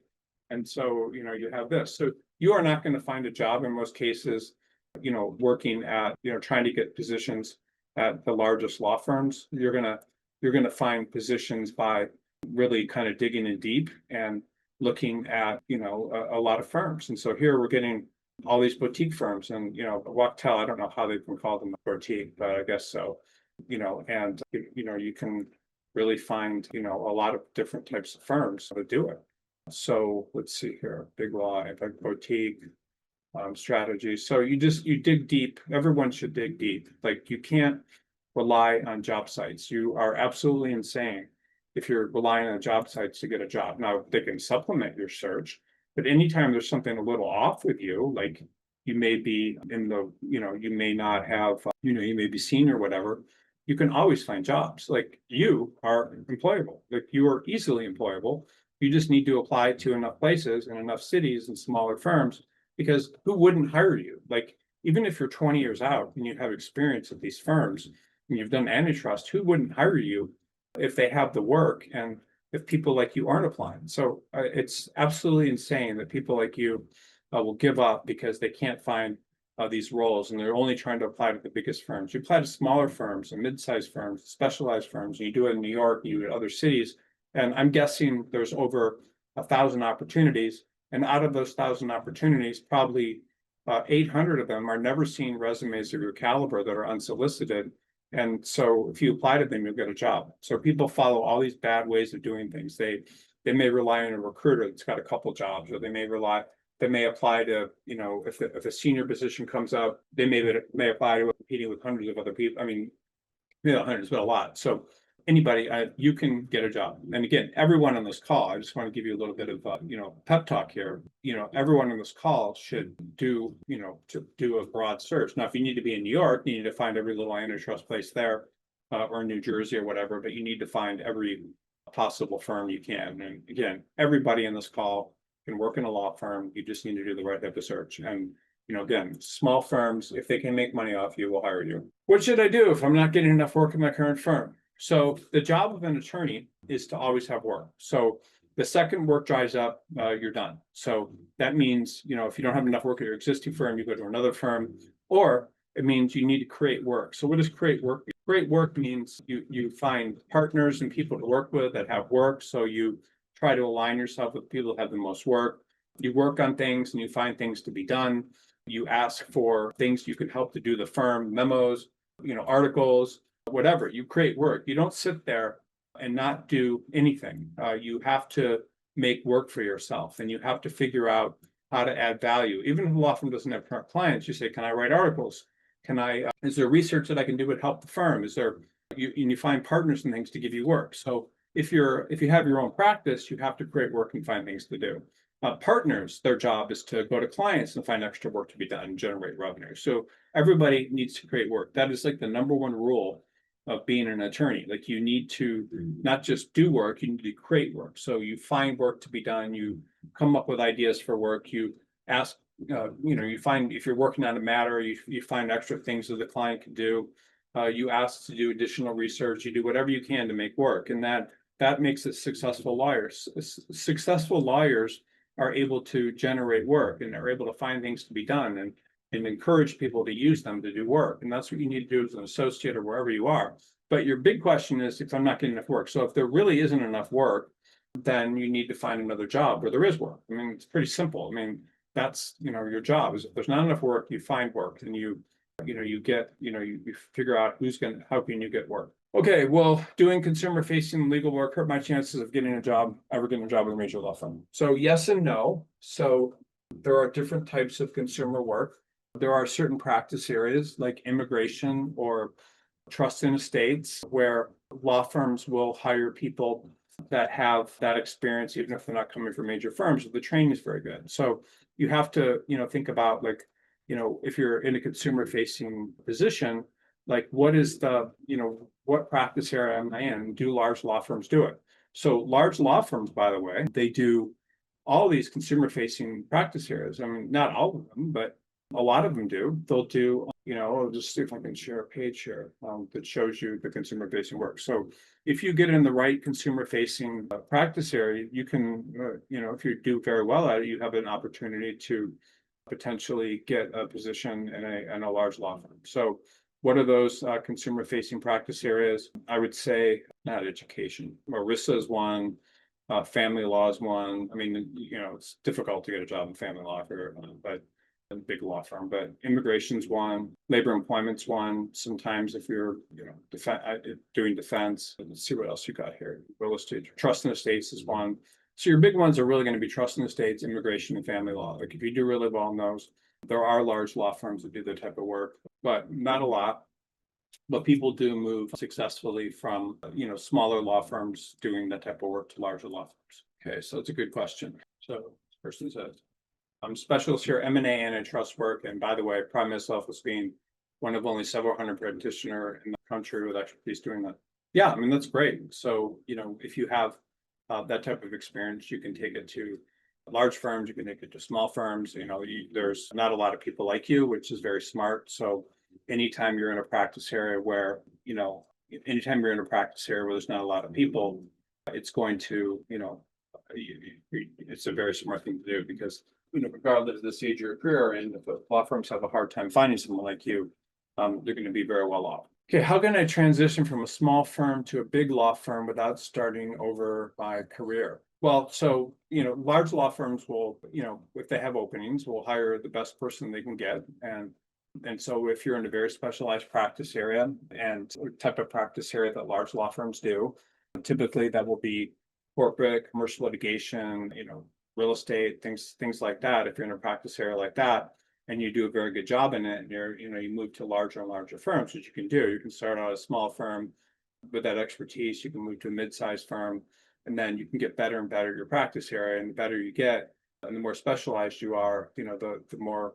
likely you are to get hired. So anybody can move from a small firm to a big firm if you're in the right practice area, and you're in a market where there's not a lot of people like you. So you need to take your career, your practice, and you need to be doing a practice area where where there's not a lot of people like you. So people do that all the time. Okay, law profession is a career for me. After teaching high school and coaching sports for 20 years, I took the LSAT during the pandemic.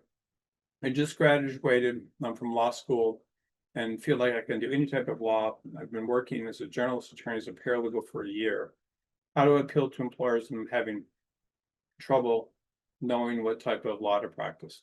Okay, so the first thing for everyone on this call, you should never feel like you need to take a job as a paralegal or a contract attorney, anything like that. There's always going to be plenty of positions that you can get. As I showed you earlier, every state has hundreds of cities. Every city has openings for different types of attorneys. So how do you get a job? You just have to apply to enough places. You're probably not going to get, if you're working as a paralegal, you're probably not going to get, be able to work in large law firms. You're probably going to have to apply to work in, so you're probably going to have to try to work in, smaller law firms, and there's that, or solo practitioners in a certain practice area. What are those practice areas? It could be personal injury, it could be immigration law, it could be trust in estates, it could be all these different things. And you have to probably start at a position where you're not going to make the money you want, but you'll get trained in something. I know a woman that of the mother of a friend of mine, she went to law school like at the age of like 55 or 60 or something. And she, graduated, and I think she went to University of Detroit Law School. I don't know if it's still called University of Detroit, I think the name changed, but she went to University of Detroit Law School. She did okay, and she went at night. But then she got a job with a very well-known personal injury attorney, just working directly for him. And her career just like took off. Like they started working all these significant cases and things, and she was in the papers and started being a commentator, like in a local news station, like online, interviewing her about things. And so anybody, even if you're older, like you graduated from law school at the age of 50 or whatever, you can get jobs. You just have to find someone that's willing to hire you. And again, there's so many people that will hire anybody like that. It's dumb. You don't have to work as a paralegal. You just have to apply to enough places. Like I don't care like where you're at. I mean, you do a search for personal injury attorneys in Detroit, you're going to find probably 1,000 of them. And if you apply to 1,000 places, do you think you're going to get a job? Of course you will.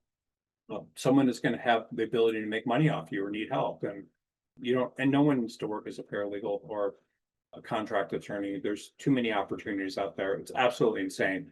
If you're doing these things, then you're just not applying to enough places, because people can make money off you as a practicing attorney.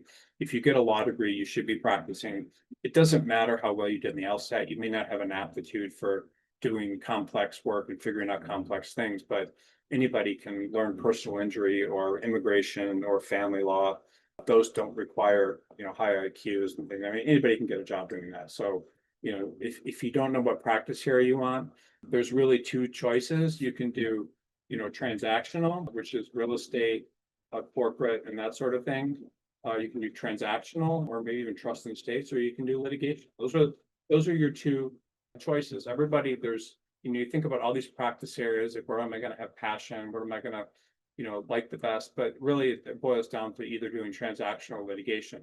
People that do transactional typically really thrive on uh, things like they like science, they like math, they like, things like that, like, that are, kind of, those are the kind of courses they like, accounting, like they just naturally gravitate towards that. And that's the kind of stuff they probably excelled at when they were younger, when they were in high school or whatever. They like things that involve math and science. And people that are litigation typically like, English, they like reading and writing, they love to read things, they love to write things. And so that's what litigation. So you just have two choices. It doesn't really matter what you do in those practice areas. I mean, there's commercial litigation, which is work on for companies litigating. There's personal injury litigation, there's workers' comp litigation, there's all these different types of litigation. So you decide whether or not you want to do transactional litigation, and then you make that choice and you try to get jobs doing those. Transactional, you can get job litigation yourself. Anybody can get jobs, no matter where you to law school or how you do. How does not working at a law firm or completing a federal clerkship after law school affect my big law future? Well, again, it's all about the practice area you choose. So, if you don't go to get a major law firm job in the summer, it's going to be very difficult for you to do that right away. Anybody can move up. So you start at a smaller law firm, maybe with a good reputation, or you work for someone with a good reputation, and then you try to move to larger and larger law firms. You can do that, but you have to remember that whatever practice area you're in, you want to make sure that there's kind of demand in it, and and then you try to move to bigger firms. You can't always do it, but people do it. They do it all the time. But you have to, be in a practice area where there's not a lot of people like you. Hi, Harrison. Nice to virtually see you again. My question is, can you talk about billing and what things an attorney bills for in the general time for those billed activities? So attorneys can, bill for anything. They can bill for, reading cases. They can bill for thinking about a matter while they're in shower and strategizing that way. They can, they can bill for pretty much anything. Now, sometimes the bills, you have to be able to write down your time and what you did. But an attorney, you should be billing for everything. If you're thinking about a case or something and taking notes on a notepad while you're at home about it, I mean, you can bill for that. You can bill for, whatever the client will pay, you can bill for, as long as it's advancing the client's interest. So, there's no really limit to what you can bill for, as long as the client will pay for it. And attorneys should try to bill for as much as they can. I mean, that's how, especially as a associate, that's how one of the ways you're evaluated is based on how much you bill. I had an interesting experience. I was working for, again, another New York law firm, prestigious law firm, in the summer after my second year of law school. And there were like maybe 15 of us in the class. And I would go into work, like, everybody kind of arrived at, between 9 and 10. And then I would go into work at like 9 or 10, leave at 5. And, I figured like, I'll just get an offer. Everyone gets an offer anyway. And it was kind of during a bad economy. So I went into my first review, and it was just, astonishing. Like, I was just told like how awful I was, and how, things weren't written in stone, but, I better improve and everything. I thought my work quality was fine. I didn't really understand what was going on, but I, was really taken back. And most of the people in my class were, doing the same thing. They were showing up at like 5 and, whatever, I mean, 9, they'd been at 5:30 or 6. And then there was a woman that also went to University of Virginia Law School that was in my, also a summer associate. And she had a friend that was working at the firm as well. And the friend told her, you need to work just incredible hours, as many as you can during the summer, because that's what they're hiring for. And so she went in and got a really good review. And then she shared with me what her friend told her. And so I was like, okay, she had worked like really long hours as a summer associate, billing like 50 or 60 hours a week. And so I did the next thing, the second half of the summer. And no one else in my class did except for her and I. And we're the only people that got offers. And my work quality hadn't changed. My billing went up, and they looked at me and they were like, okay, this person's going to bill really hard. So billing as much as you can, is really how most associates are evaluated. So you need to, even if the law firm needs to write off your time, they like when you're billing a lot. So as long as you're writing down exactly what you did, because law firms will send itemized bills to clients, as long as you're writing down exactly what you did, it looks like something people would pay for, that's in your best interest. And they want people that are going to bill hard because you're more profitable. So, That's how they're evaluated, unfortunately. Why do some otherwise qualified candidates consistently fail to succeed in large law firm environments? Well, they don't succeed because they don't work hard. They don't succeed because they may have a bad attitude. Don't succeed because they may not do quality work, like they don't double check the work. They don't do the best work they possibly can. They may not succeed because they don't have models to follow, so they don't talk to senior associates and other people that are succeeding about what they need to do. They may not succeed because they have a bad attitude. They get on the side. Every law firm, large law firm, has at any one time they have groups of associates that are really gung ho and trying hard and supporting the firm, and then they have other associates that are kind of on the side of negative people. Meaning, there's always going to be groups of people in a law firm that are negative, and so the law firms will always push out negative people and bring in positive people because that's how they survive. They don't survive by having a bunch of negative people standing around. So you need to be positive, and you need to avoid associating with people that are negative about the firm. If you do that, you're going to be on that side and you're going to get pushed out. Those people are your friends, even if you don't agree with them. The law firms are going to assume that those are the people that you want. The other thing that's important, if you're highly qualified, is just to make sure that you're getting as much work as you possibly can. So, you always want to get as much work as you possibly can. Where possible, you never want to turn down assignments. You need to double check your work and make sure it's as good as possible. You need to look in the law firm system and check other types of work that were done. You need to not make dumb mistakes. You need to, learn, and you need to seem very, very dedicated. And people make those mistakes all the time, which is unfortunate. Also, you need to, not bring your personal issues. So you don't want to be, if you're Republican or Democrat or whatever, you don't want to bring those to work. And then you also want to try to associate with, again, the people that are the positive. Okay, what are the best practice areas for attorneys to specialize in for security for the next decade? So the best practice areas for security are always going to be like family law, immigration, personal injury. What else? Consumer facing practice areas are always good because people are always getting divorced. So you can do that, or adopting people. You can do that for the rest of your career. Immigration, people just look at all this stuff that's going on with immigration right now. You read about it in the papers every day about ICE and things. Like, there's an incredible demand for immigration attorneys. Personal injury, you see billboards on the side of every road in the country advertising, personal injury related work. So, but the amount of work in these consumer facing practice areas is astonishing. People make incredible amounts of money doing personal injury and that sort of stuff. So why wouldn't you go into a practice area where there's a lot of security? A lot of big firm attorneys, by the way, become family law attorneys. I know people from like Quinn Emanuel that were people that didn't like working in a large law firm, and they became personal, not personal. Yeah, some people became personal injury attorneys. I know a guy that was the youngest graduate of Harvard Law School in history, and he started his career at Gibson Dunn and became a personal injury attorney because he, with more security, wouldn't have to bring in huge clients like Tesla and things to have a career. What are some other ones? Personal injury. Construction law is always a very stable practice area. Different types of corporate, like corporate journalists. You can always work for smaller companies doing corporate related work. Data privacy is not a good one. Education is a good one. There's always a demand for people to do education law. There's schools in every city in the country that need attorneys. So why wouldn't you do that? Energy, oil, and gas is a very difficult one. Entertainment's difficult. Land use is a good one. There's always a demand for people to do land use related work. Family law is a great one. You can go to any city in the country and practice family law. I had a woman that was in Colorado, and she was working in Denver or something, and her husband was moving to a relatively small town in Wisconsin. I mean, when I say small, it might have had like 30,000 people in it, and she was a 15th year family law attorney. And so we did research, and we applied her to, maybe the 25 firms in that city, or maybe 50 that did family law. And she got like 5 or 6 offers. I mean, through a recruiting firm, just because there weren't a lot of family law attorneys and they never saw a lot of applications. So she got jobs.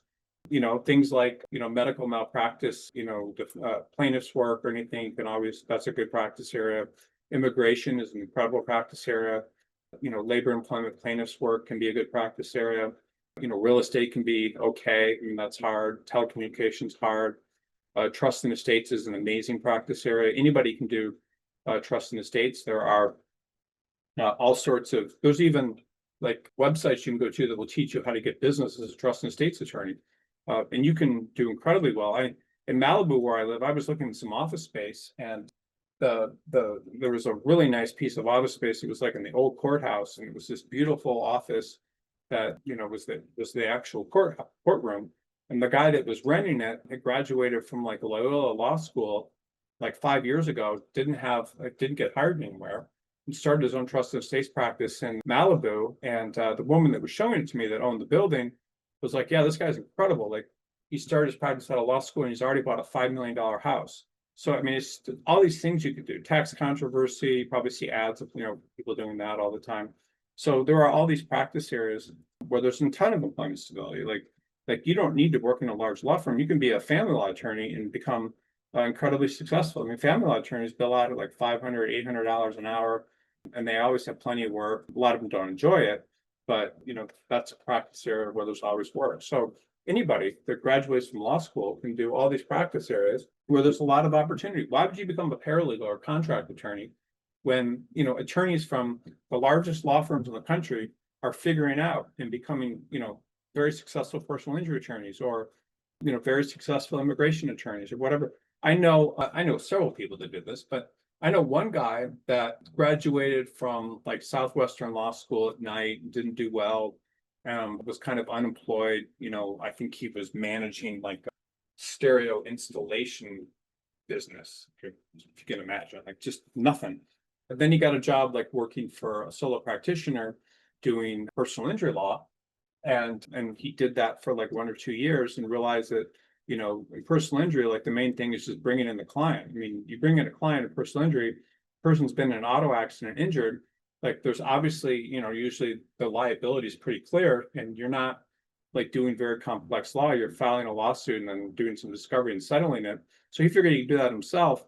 And, within like 3 or 4 years, he was making millions of dollars a year, like, flying around in these net jets and things, where you pay $3,000-4,000 an hour to fly around a little plane and get taken place. So you can do very well. It doesn't matter where you went to school. It doesn't, none of this. I mean, you can do well in all these practice areas, and anybody can practice law, and anybody can get a job. I mean, think about how many personal injury attorneys there are. I mean, it's insane. And so you can apply to these places and do fine. And attorneys from big firms take that route all the time. Okay, do you have any advice for a recent law school graduate who lost her job offer at a firm 2 weeks before they were supposed to start without explanation, and now needs an entry-level position for this fall? So if you did receive an offer, then that means you did good work and that they liked you, and now you don't have a job. So that's not really your fault. The only reason you would have lost your job is that the law firm probably didn't have the work. And law firms, when they let people go, a lot of times sometimes they'll make it your fault. They'll say, oh, well, then you go basically this and this, because they don't want to have a bad brand. But many times, they won't give you any explanation. And the only explanation is that they don't have enough work to make you profitable based on your salary. So that's why they would like not hire you, unless you did something wrong that they found out about. But generally, that's why they would hire you. There's not enough work. So all you need to do is find a place that does have work. So you should be applying to every large law firm you can. On your resume, you put down offer extended. So you tell people that you got an offer at whatever firm you were working at, and then you apply to as many law firms as you possibly can. And, you want to work in a large law firm. So, what do you do? I mean, it's not that difficult. You just go, you do the same thing. You do research and you go, list of the 200 largest law firms in the United States. So you find all these firms, and you apply to them, everyone you can. I mean, there's 100, I guess, and but you apply to huge numbers of firms. I mean, this is a lot of times you need a prescription. You apply to every possible place you can, and then in addition to those places, you apply to smaller and mid-sized firms, and you will get a job. You just have to be aggressive in your search. Too many people, they just sit around and they allow themselves to fail, and there's no reason to fail. You just have to apply to as many places as you can. And if you got a position as a summer, after, in law school at a law firm, and then you lost your job, well, you obviously were employable there if they made you a job offer.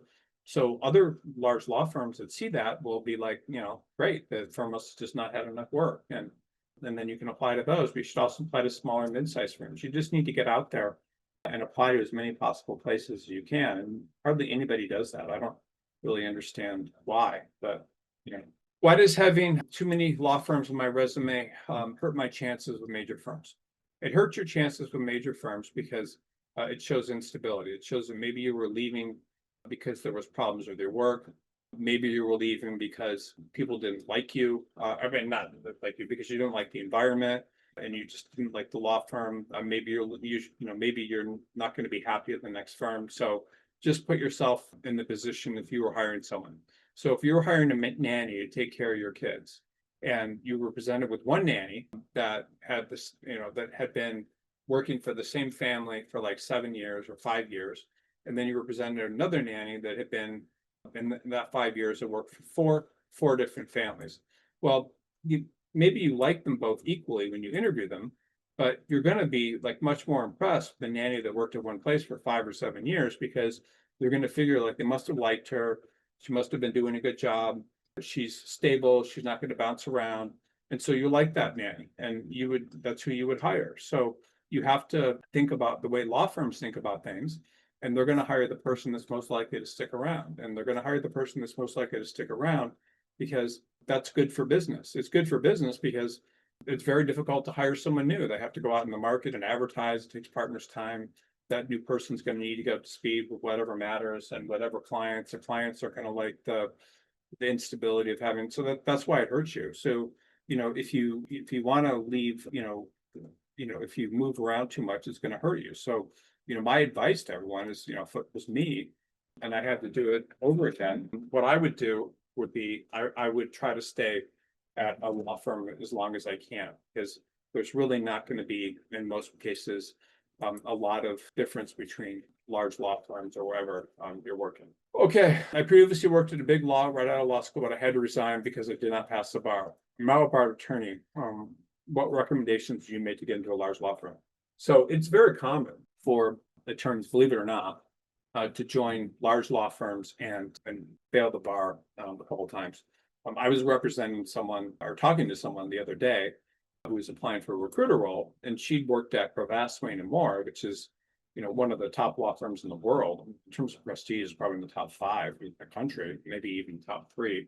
And she failed the bar twice and lost her job. And I see people, this happens big firms all the time. I saw one woman not too long ago went to Yale Law School and failed the bar 7 times, and otherwise very smart, got great grades in college, top LSAT scores. So some people just don't pass the bar right away. So how do you get back into a large law firm? You can try, but it's going to be difficult because the perception is if you can't pass the bar, you didn't work hard enough to pass it, and that's a problem. I remember when I took the bar, like I figured, oh, I went to University of Virginia Law School, it's going to be really easy and all this sort of stuff. And then I started taking, I didn't take it very seriously. It was like, like a 6-week course. And, with like 3 weeks in, I realized like if I didn't just like completely buckle down, study like 14 hours a day, I was going to fail it because I wasn't doing well in the practice test. So, you have to, anybody can pass the bar that hasn't passed, those say on this call. But most of it is just, really applying yourself and working really, really hard. And a lot of times people from the best law schools think, oh, I'm really smart, I went to this great law school, I'm going to pass, and then they don't. So how do you get back into a large law firm? Large law firms will typically hire people that have employment stability, that show that they were able to pass the bar by working really, really hard. I remember I hired a guy once that had worked at Wachtell, and which is probably the best firm in the country. And when he, when he started there, when he was a summer associate, there's no one in the history of this firm has ever failed the bar. I mean, it's like crazy. I guess firm's been around a long time. So you have to, if you didn't pass the bar, you need to pass it and then do your best. When I was at Quinn Emanuel, I mean, the California bar is very difficult. There was a woman named Kathleen Sullivan, who's a named partner there. It's Quinn Emanuel, Urquhart, Oliver, maybe it's Quinn Emanuel or Sullivan or whatever now, but she was the dean of Stanford Law School and she failed it. So people, fail the bar typically when they don't study enough, and you can overcome it. Like plenty of partners at Quinn failed it, but they took it again and passed. So, but how do you get back into a large law firm? You can certainly try, but it's going to be difficult with that break in your resume and the explanation for it. So you have to start out typically, after that problem, you have to start out at a smaller firm or move to a larger firm over time. That would be my advice. So whatever city you're in, you try to get a job in a law firm, you apply to enough places, and then with your pedigree that got you a job out of big law, you can often move back. It's not that difficult. You just need to, you need to make sure that you're, applying yourself. I mean, you try to move up. You start at the bottom and you move up, and then learn from all your lessons. And lots of attorneys, by the way, fail the bar twice and then lose their jobs. It's very common. I see it every week with really good resumes. You just have to go to a smaller firm. Okay, I was fired from my firm and had to quit the next two for ethical problems. What can I do to establish myself as reliable? So again, everyone can get a job. You just need to start out probably at a smaller firm. Sometimes it's working for a solo practitioner. You need to apply to enough places, and then you need to stay there. And whatever those ethical problems were, typically, there's going to be ethical problems at a lot of firms. I mean, there's people cut corners and do all these things, but I don't know why you quit, but you have to be very careful about having any break on your resume. And then you often have to start at smaller firms. Thanks for all these questions. I'm very impressed.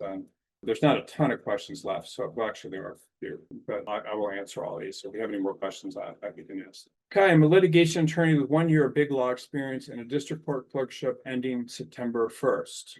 The market is soft. I have offers for 2-year United States attorney's position to provide some strong trial experience to help me return to big law later. Another district clerkship might be redundant, and the circuit clerkship isn't realistic. My options are AUSA, another clerkship, or a gap while I pursue big law. Okay, so again, anybody can get a job in a law firm. There are, over 300 or 400 large law firms in the country that are decent size and have good reputation. It's not just 200. So you should apply to every large law firm you possibly can. People like clerks. Just because you don't have a job right now is fine. If you apply to, 300 firms, the odds are pretty good you might get something by October, November.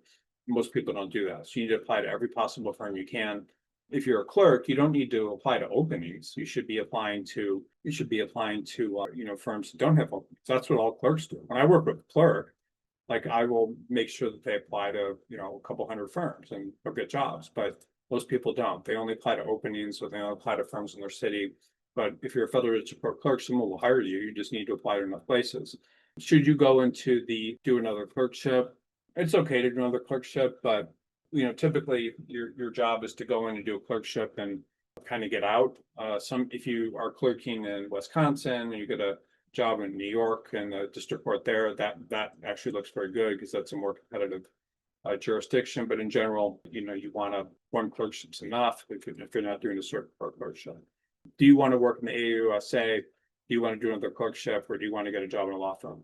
If you get a job as an AUSA like that, you're not getting training in a law firm right when you start. Now you can go into white collar criminal work and things like that, but it's going to be difficult as an AUSA to get a job in a law firm. The AUSAs have unless they're doing sophisticated white collar prosecutions and stuff, it's very difficult for AUSAs to get jobs in law firms. So that's a career path. You could do that for the rest of your career if you want. It's probably a little bit more stable than working in a law firm, but your income is going to be limited, and the type of work you're going to do is going to be that type of work. So, you're going to have a very difficult time. So what I would do is I would apply to every possible place you can.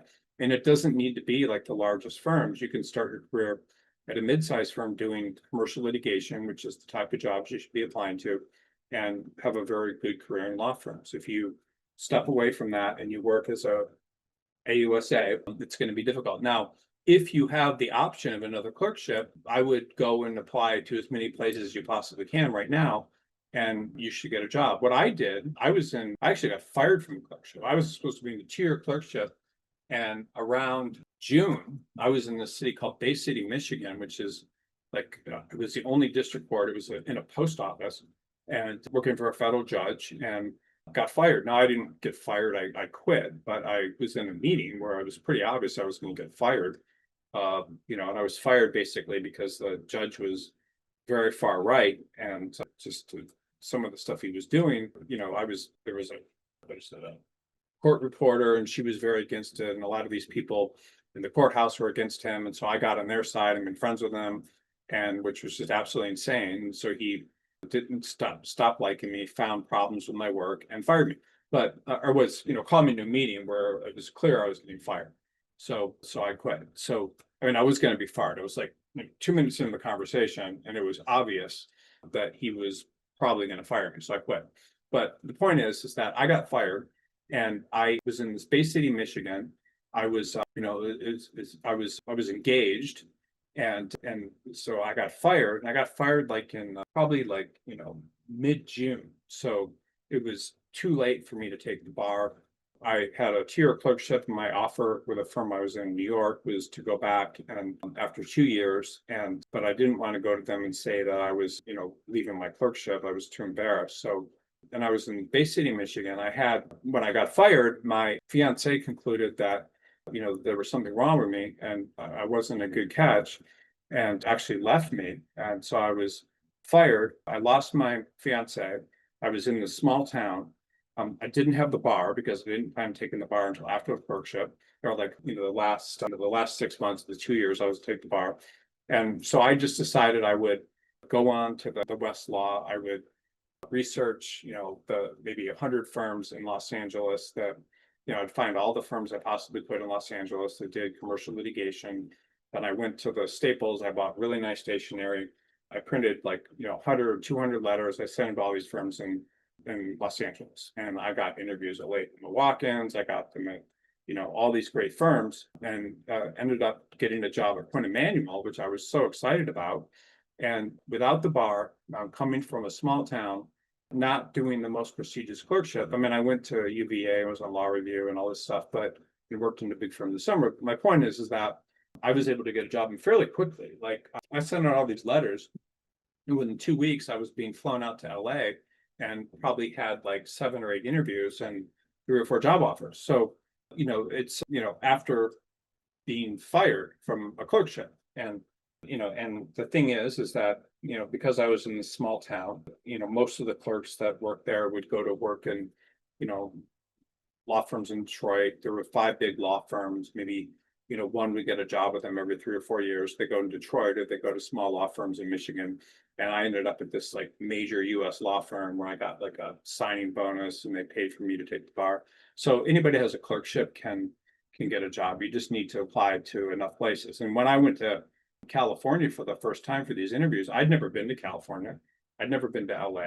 It was very exotic to me, and was able to get a job. So if that's just Los Angeles where I was applying, imagine, what you can do if you do that same thing with the 50 largest US cities. No one needs to not get a job as a clerk. It's just insane. There are tons of people that will hire you. Clerkships are highly valued because of the input you get, the training you get from one judge. And clerkships are competitive, so there's no reason you shouldn't get a job in a large firm or tons of firms. You apply to enough markets. And again, I applied to firms in Los Angeles, unemployed, with no connection or anything to Los Angeles, and was able to get good jobs. So why couldn't you? Especially if you're a summer associate at a big firm. How does a job as a legal secretary to a nationally known judge in New York transfer into law firm opportunities? For context, the secretary role would serve as the judge's confidant and conduct legal research on top of secretarial duties. So if you were a judge working for a well-known judge and you want to be a legal secretary, there's a lot of demand for legal secretaries. So you do the same thing that I talked about earlier. You research all the largest law firms and then the human resources people, and then you send them your resume. It's very difficult for firms to find legal secretaries. There's not enough, so that could help you. I don't know that the law firms are going to be interested in your ability to do legal research. They're probably not. So but you may be a confidant to partners and things and work directly with them. But it's not difficult to find a job as a legal secretary in large firms if you apply enough places. Now, working for a judge is different than working for a law firm. But there's plenty of opportunities. I don't think you have really anything to work about. Okay, so for the Wachtell antitrust season attorney, I just saw Boeing is hiring general counsel. Yeah, so you can apply to jobs like that, but a general counsel job, Boeing, they're more likely to hire someone that's a general counsel at another huge law firm, or a partner in a law firm that represents them, that understands them. So it's very difficult to get an antitrust job without being a partner or another general counsel at a big firm if you're not, if you're not from a, if you're not from, if you're not a partner from or already a general counsel at a major firm. Why would they hire you when they can hire general counsels from, that are general counsel of Apple or whatever, like other people that have experience in that role. Okay, working as a big law staff attorney lowers the possibility to lateral into an associate role. Also, would you recommend a law student that didn't have grades for a big law, similar associate roles to work as a staff attorney in a law firm? No, I don't recommend anybody work as a staff attorney. I want to be very clear about that. You should not work as a staff attorney.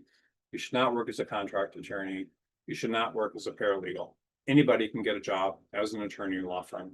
There are well over 100,000 law firms, hundreds of thousands of solo practitioners, plenty of jobs out there. There's more need for attorneys than it's unbelievable. So, why would you ever, work as a staff attorney when that's not necessarily, practicing law? Like, it doesn't make any sense. Like, it's just, there's no reason to. I mean, why wouldn't you? I mean, even if, regardless of what you're working in, I mean, it's just, you can work anywhere. Like, there's so many opportunities. So let's see, list of, and I was talking about Michigan earlier. So list of cities in Michigan where I work. So, here's a list of cities in Michigan. So there's, looks like there's about, it's sorted by population. Look, there's only 639,000 people in Detroit. That's very funny because it used to, every year it goes down. It's just, look at what it was in 2000. Who was leaving that city? But so let's look at some of these smaller cities. So Kalamazoo, Michigan. So, list of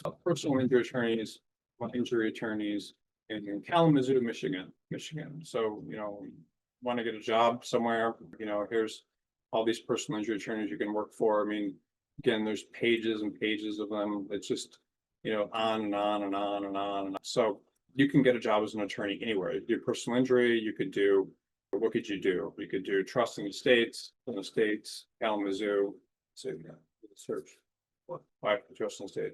List of trust in the states attorneys. And I'm showing this to everyone because I wanted to show you, how much opportunity there is. There's so much opportunity out there. If you learn trust in the states, you can set up a practice, or you can learn something that you can do for, well into your 80s. If you learn family law, you can do it well into your 80s. My first divorce, I've had two.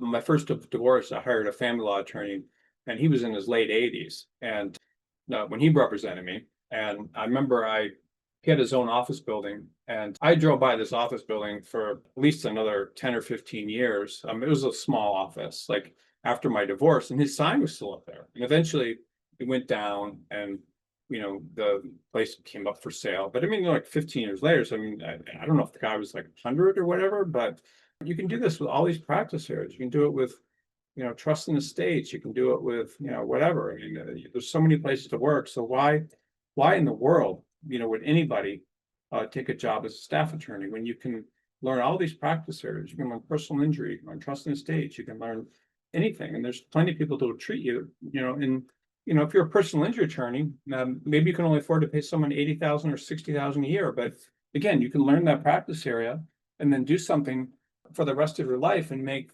hopefully a lot of money. Because again, or you can do family law or whatever. Why would you ever work as a staff attorney or paralegal? Why would you care like what practice area you're in? I mean, it's just, you learn a practice area and you become an expert. Trust in the states, you learn that. It's easy to get clients. I mean, they go into nursing homes and hold little seminars telling people how to do a will, and then they get clients. There's tons. It's not easy. I mean, it's easy. How do I survive in a law firm with no friends? So you do not need to have friends in a law firm. You just need to do good quality work, and you need to be reliable. And so lots of people in law firms don't have friends. There's introverts, there's all sorts of people. In law firms, you have what are called grinders, binders, and binders. So, what are these different things? Like, binders are people that are very good at, getting clients. They have very good interpersonal skills. Minders are people that, do management, which is basically bureaucrats inside of law firms. And then you just have a bunch of grinders that do the work. And, law firms, all they care about is you being profitable. They don't care about, you having a lot of friends. I mean, having a lot of friends can make things easier for you, but if you do really good work, no one cares. I mean, that's it. So that's what you need to be, aware of, is that, you don't have to have a lot of friends in a law firm. I mean, it helps, but a lot of times, if there are people with a lot of friends, sometimes, there'll be different friend groups inside of a law firm, and one friend group will become, very negative about the law firm or whatever. People in the friend group will be very negative, and all of a sudden, an attorney, part of that group, they become associated with negativity and they lose their job. You don't need to have friends in a law firm. You need to just do very good work as a grinder, and maybe that's all you'll ever do. But good work is rewarded because law firms make profits off it. Okay, is it better to work somewhere for 10 years and become an expert, or to move around over a few years? It's better to work 10 years and become an expert in something. You're better off being an expert in a practice area. It doesn't matter what the practice area is. If you become an expert, you'll be able to get clients, you'll have marketable skills, all those sorts of things. Now, if you're not happy with your practice area, like if you're doing, insurance defense and you don't like it and you have the opportunity of commercial litigation, then yes, it's better to move. You can move into practice areas where the stakes are higher, like I talked about earlier. So what does that mean if the stakes are higher? That means that you're working with larger clients where there's more accountability and all that sort of stuff. And so that, that can help you, if you work for larger clients, that can help you in your career. But there's really, other than that, there's not any real reason to worry too much about. I mean, to move if you're getting good trade. Now, sometimes people will move. You might be making $100,000 a year someplace, and then you get another job where you're making 160 or something, and those are solid reasons to move. Or you're getting better trained in your practice, or you're working on larger clients. But you typically want to become an expert in something. And 10 years is a long time to be at a law firm. I mean, if you're someplace 5 years, you can move to a better firm, then there's nothing wrong with that, or working bigger clients. Okay, is it appropriate for attorneys applying and interviewing for big law jobs to show that they want to work out of different offices geographically? I'm in New York, but would love to work out of a big law firm in the Houston or California offices. So when you're interviewing, the law firm has a need somewhere. So if you're interviewing for a law firm in New York, they're hiring someone because the partners there have work in the New York office. So that's what they need. So you're just basically, think about yourself as a product. They need to hire, they need that product in New York City. So, they're interviewing you because they have work there and they need someone to do that work. So that's what they're interviewing you for. So why would you go into an interview and tell them you want to work in a different city? Like, you're basically interviewing and then telling them you don't want the job you have. Can you have another job? They're in New York. They don't know what the needs are in Houston or California. So that's a bad move. So if you are trying to get a job in Houston or California, then you apply to firms in Houston and California. And there's hundreds of places, if you want to work in big law, where you can apply in Houston and California, but you don't use an interview in New York to try to get a job in Houston or another. Sorry, let me just see if I have any questions. Okay, well, I think that's all the questions. Thanks everyone for sticking around, and I hope this was helpful. I mean, a lot of these questions and answers, it can really change the direction of your life and career. So, I will say that people that watch these webinars typically, will contact me usually every week and tell me they, made decisions based on watching one webinar, a series of these webinars that really changed the direction of life and career. And very few people are willing to listen to advice and things. They think they know everything, and those are the people that actually have a lot of problems. And I hope I encourage everyone to just the profound benefits of working in a law firm, and also how easy it is to find a position. And again, it doesn't matter the practice area, but if you can always get a position. People from large law firms go into consumer-facing practice areas. People in consumer-facing practice areas will move up and do more commercial, significant stuff. But there's just so much opportunity out there, and I hope you take advantage of it. So thank you everyone for being on the webinar, and I will be back next week.